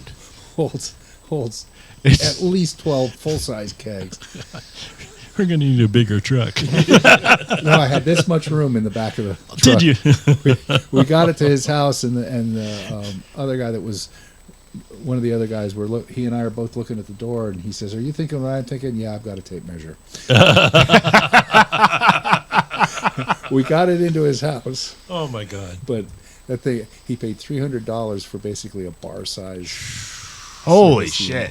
We're at the York Fairgrounds. I'm trying to picture while you were telling that story. I couldn't find it again if I had to. It was it was right across from one of the gates. This thing, we got done pulling it out, and it's like, yeah, we all need to take a shower after this. This place is bad. Oh, my God. I'm just trying to picture at which gate he was at. Oh, I think I know. Yeah, you definitely wanted to shower out of that place. Yeah, it was pretty bad. Yeah. That's kind of interesting. Yeah, well, he replaced all the lines, replaced some of the taps he had to replace because they were Shot. there was stuff growing in them, and now he's got it working just fine. That's cool. Yeah. That's cool. I do hate cleanup. Yeah. After brewing and after you kick a keg, you got to spend all that time cleaning your freaking lines out. Even though it's only a kegerator, it's still a pain in the ass. Well, when my son-in-law learned how to brew, he came over to brew with me one time, and he's kind of a neat freak. And I was doing something, and I turned to say something to him. Well, why don't you go clean that out? And I look out in my back, and there he is scrubbing away on it. I didn't clean a single thing that brew day. Well, they're the good brew days. Yeah, I said, yeah, you can come brew with me anytime. What brew systems you guys using? Mine's a gravity system. Gravity? So you're doing like a kettle system where it's Yeah. gravity fed? Yeah, I have I use 2 modified kegs as my hot liquor tank and mash tun, and then I've got a 15-gallon brew pot. I got an 11-gallon turkey fryer pot that's a brew in a bag system. Oh, so you're doing a brew in a bag, Yep. but you're still coming up with your own recipes, but just putting it in a bag in the kettle. Yeah, I mean it's just a giant mesh bag. Okay. Um, Yeah, that's cool. Yeah, I'm Gravity. It's kind of a Frankenstein system I built. 15-gallon brew kettle, and then I mash into a igloo cooler, 10-gallon igloo cooler, with a false bottom I put in, and go right back in the 15 keg. So I usually do 10 gallons at a time and split them like Corey does and do 5-gallon fermentations. That's cool. And then We may have to up our game here, Dave. I kind of like that idea. Yeah. You're buying the next level up. Am I? Well, let me see. We'll talk later off camera. What do you do, Core? Well, liquor ton is Gravity, but everything else is pumped Okay. around. And Corey's got the fanciest. Don't let He's him got the fool you. he's got the fancy Look one. at Yeah. the push button. Yeah, he is the whole. He's got the old setup where it's all. Oh yeah, like program. All right, I have a touch screen. Yeah. Oh, nice. HMI interface. But you don't record any of your recipes. Motorized ball valves. Yeah, and exactly. so Wow. I just push the buttons. To make So it- he's basically AI in it. You know. Yep. No, guys, this has been fun. But we got a couple more beers sitting here. We Yeah. got one more before we get to our cheers beer. What are we drinking here? So this is World Burner English barley wine. World Burner. Yes. All right, so there's got to be a reason for the name. So all my beers are sci-fi themed. The World Burner was from a Neil Stephenson novel. It was an atomic bomb large enough to remove the atmosphere from a planet. Oh, I'm glad that's a fucking novel. Although it could be there's reality. enough people out there working on that, Brett. So it's a barley wine. So what makes a barley wine? So English yeast, big malty, lots of malt, essentially. So Big malt. what was your grain bill? How heavy? For a 10-gallon system, what was your grain bill? 5-gallon system for me. 5? It was maxed out plus 2 What? pounds of sugar. Oh, you added extra sugar to it as well. Yeah, I can't do this one without adding sugar and malt extract. Okay. In my So you system. had like a 12-pound grain bill? More than that. I think 14 is about where I max out. That's about where I'm at with the Bruzilla. About 12 to 14 is max in Yeah. that Bruzilla. And it's like, Oh, yeah. on the It's top. up to the top. But then you add extra sugar and stuff to get the more higher Yeah. ABV. So, World Burner. Cheers.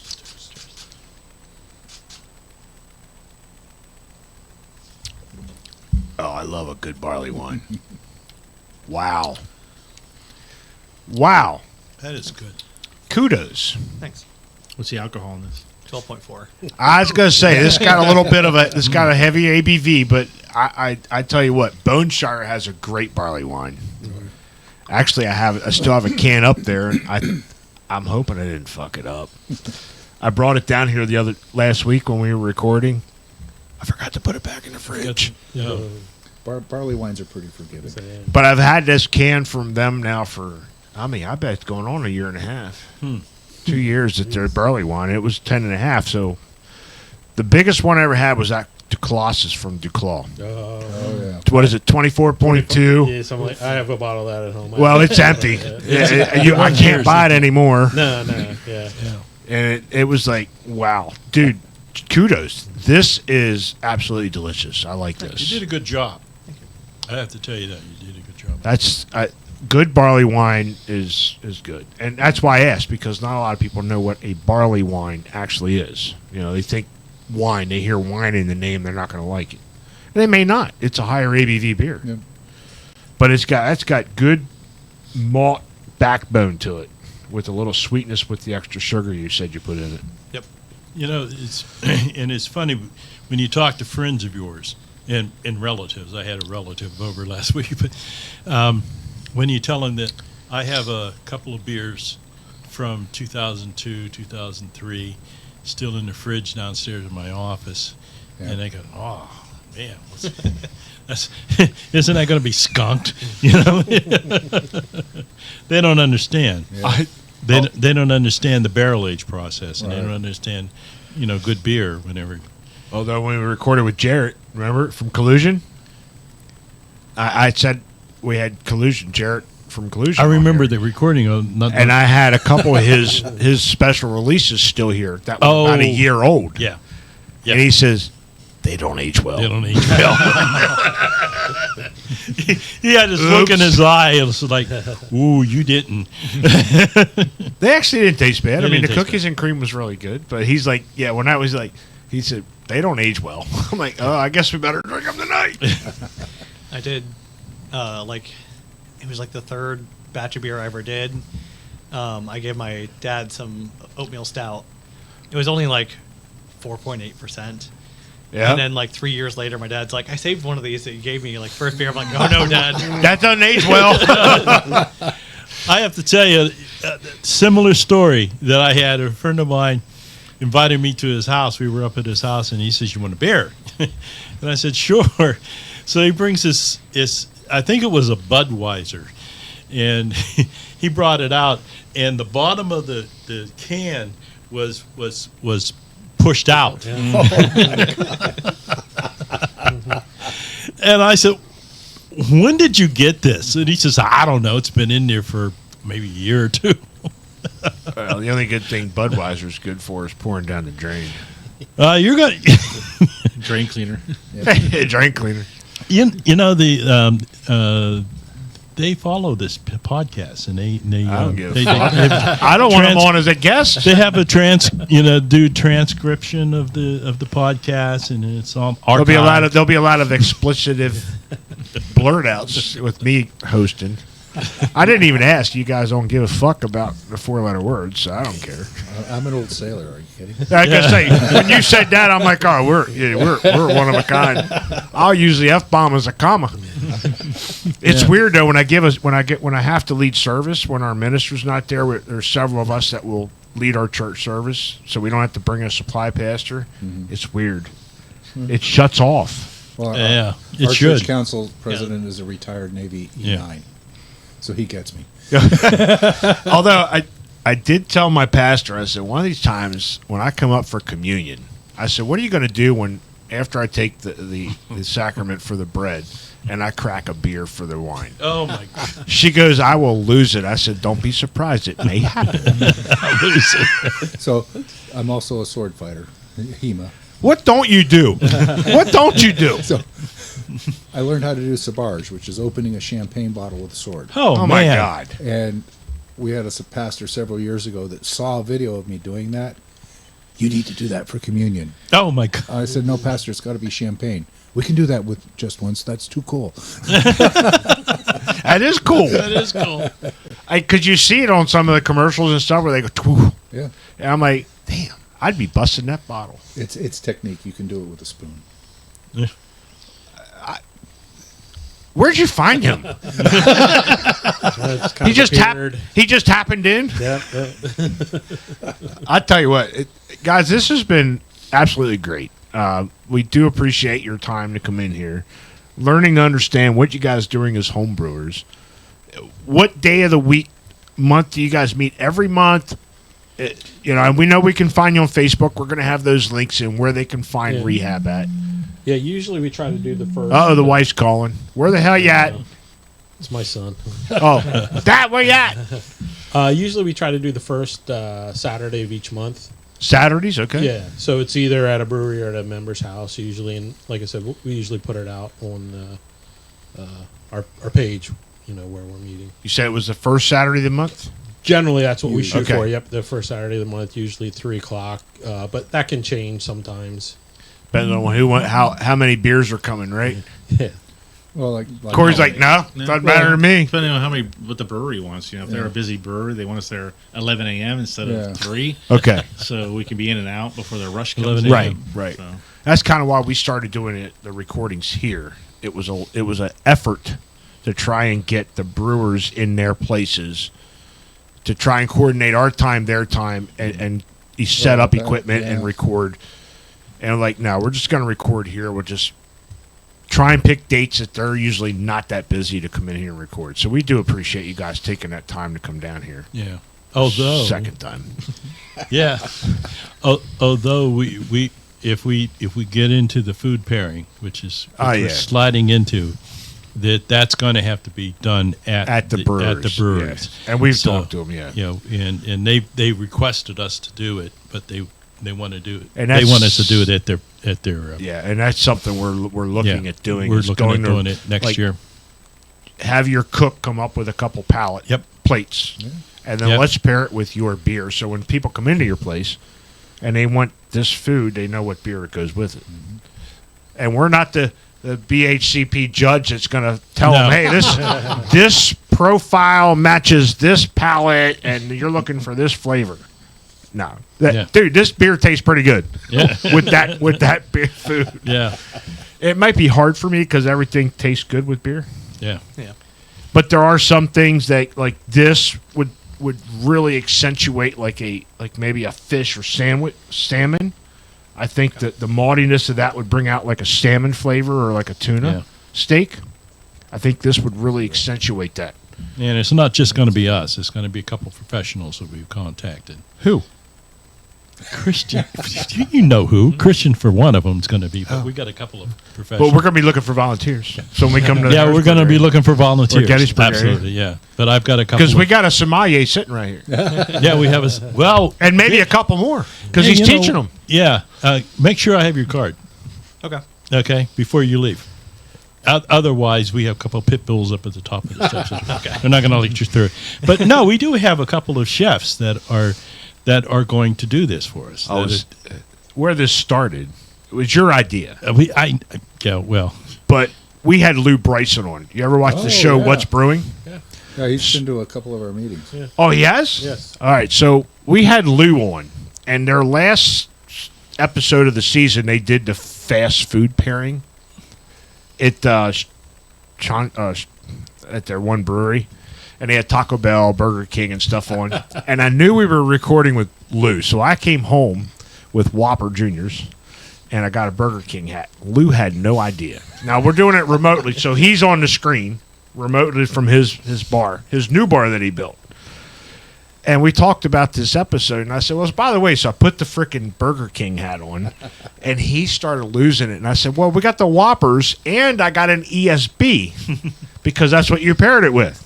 And my God, the freaking ESB, the malt character of an ESB went perfect with the caramelization of that freaking Whopper. There you go. I couldn't fucking believe it. He was just taking a sip, and he almost spit it all out.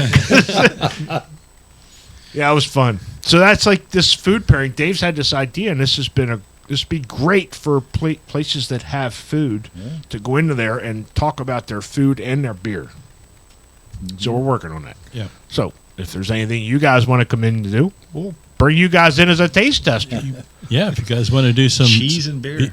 I mean, maybe we'll call Alan from Boneshire or Liquid Noise and say, hey, Alan, what flatbread pizza would you put with your beer? Yeah. Because are they doing any more than just the pizza right now? Did it expand that? I'm not sure. No, just pretzels and pizza. Yeah, pretzels I mean, and pizza. what he's producing out of that little tabletop pizza thing is phenomenal. True. But they have two of them. They had to get two of them now? They have Yeah, two they of got them. the one and downtown. they can make an entire pizza in I think it's like 2.5 minutes or something like that. Wow. It was it gets good. like 700 degrees in there. It's just crazy. They're crazy expensive too. But Oh, yeah. But you know what? He's found a niche. Yeah, He doesn't want to get a big full kitchen because that takes a lot of work it's a lot of work.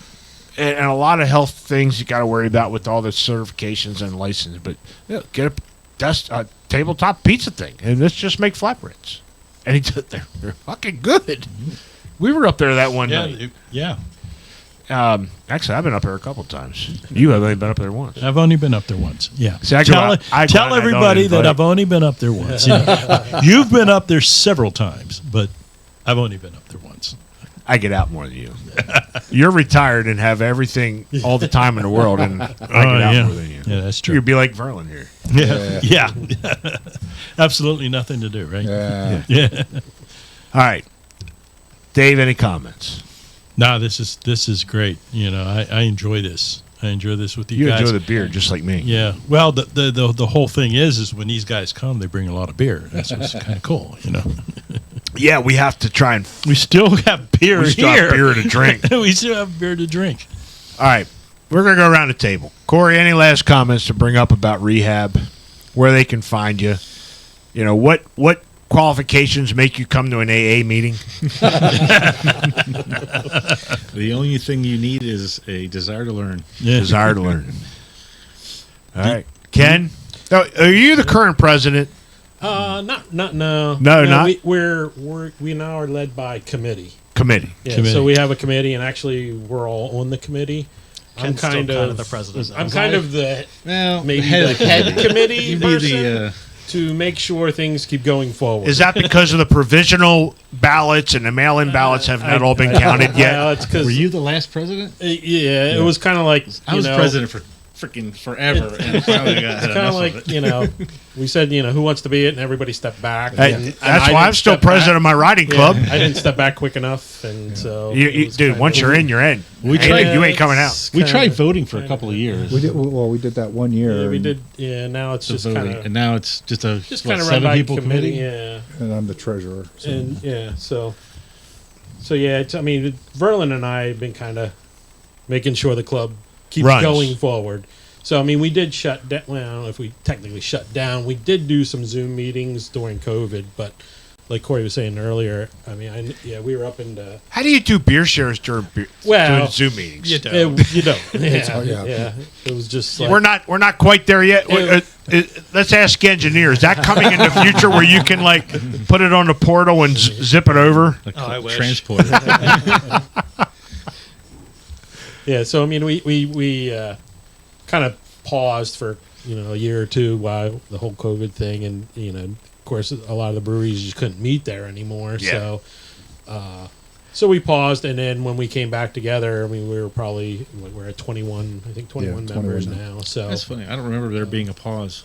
I thought we still We- met together. we- Maybe not as regularly, but Maybe we the still core met. did. Yeah. Yeah, the Yeah, cores it was probably what? still got It together. was about 8 months that we couldn't meet. yeah, March through. we about did some September. outside things, meetings, because I think we still did Trogs that one year, and it was outside in the beer Well, yeah, garden. because by then the restrictions were lifted. yeah. COVID hit a lot of people. And it- breweries. Yeah, and what we found is the interesting stories of the breweries that survived COVID, that actually just started that year through the COVID Yeah. and still survived it. The stories that they come up with and how they pivoted to maintain, and it's Well, awesome. They had some law changes too, where they could package and do the whole package, prepackaged mixed cocktails. Yep. A lot of the Yeah. breweries to send out to keep them afloat. So they did change some laws. Yeah. And then when they changed the laws with the whole beer distributors, and they could sell 6-packs now or single bottles. Yeah, I mean, how. That was the thing that killed me is like you went to a distributor and you had to buy 24 beers. 24 And beers. it's like, I just wanted to taste beers, and it's like, you just can't go. Yeah. It was hard to find Oh, beers. we you just know? talked about that with another guest. It's like when out-of-staters come into PA, Yeah. they're not used to a beer distributor. Yeah. They're not used to a liquor store because they could buy it everywhere else in their grocery stores and supermarkets. Yeah. Yeah. And when Pennsylvania opened that avenue up for the beer and wine and the ciders, I thought it was going to kill the local beer distributors. But they had to pivot too. Well, look how many of them doing the slushies. Yeah, the slushies, and now you Slushies can to buy go. 4-packs, That's true. or mix of 6s. Yeah, the mix of sixes. Now is it's pretty opposite though. Before you couldn't find a case, well, you couldn't find individual beers, and now there's so many individual beers that if you want a case of something, You can't it's get hard it to find Yeah. it. because the Yeah. cases have been broken apart. They're broken apart, and usually there's only 3 6-packs. Yeah. It's like, doggone it, you know. Yeah. My first time trying to buy beer in Pennsylvania, I went to Carnes.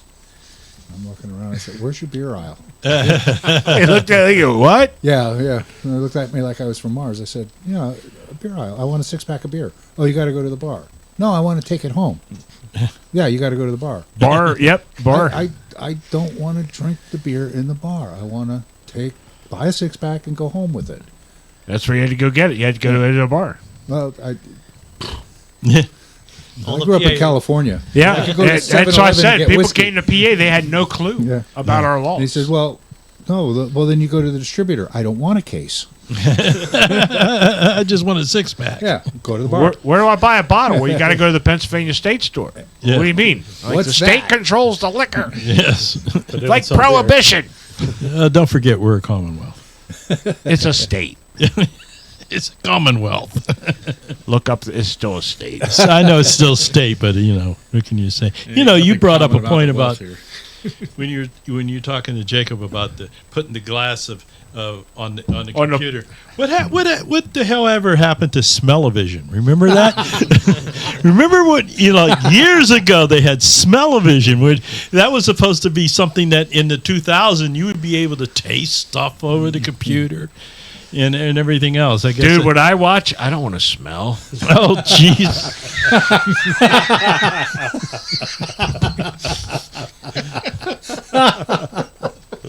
Shh! Don't tell my wife. Don't want to be drinking that shits and giggles.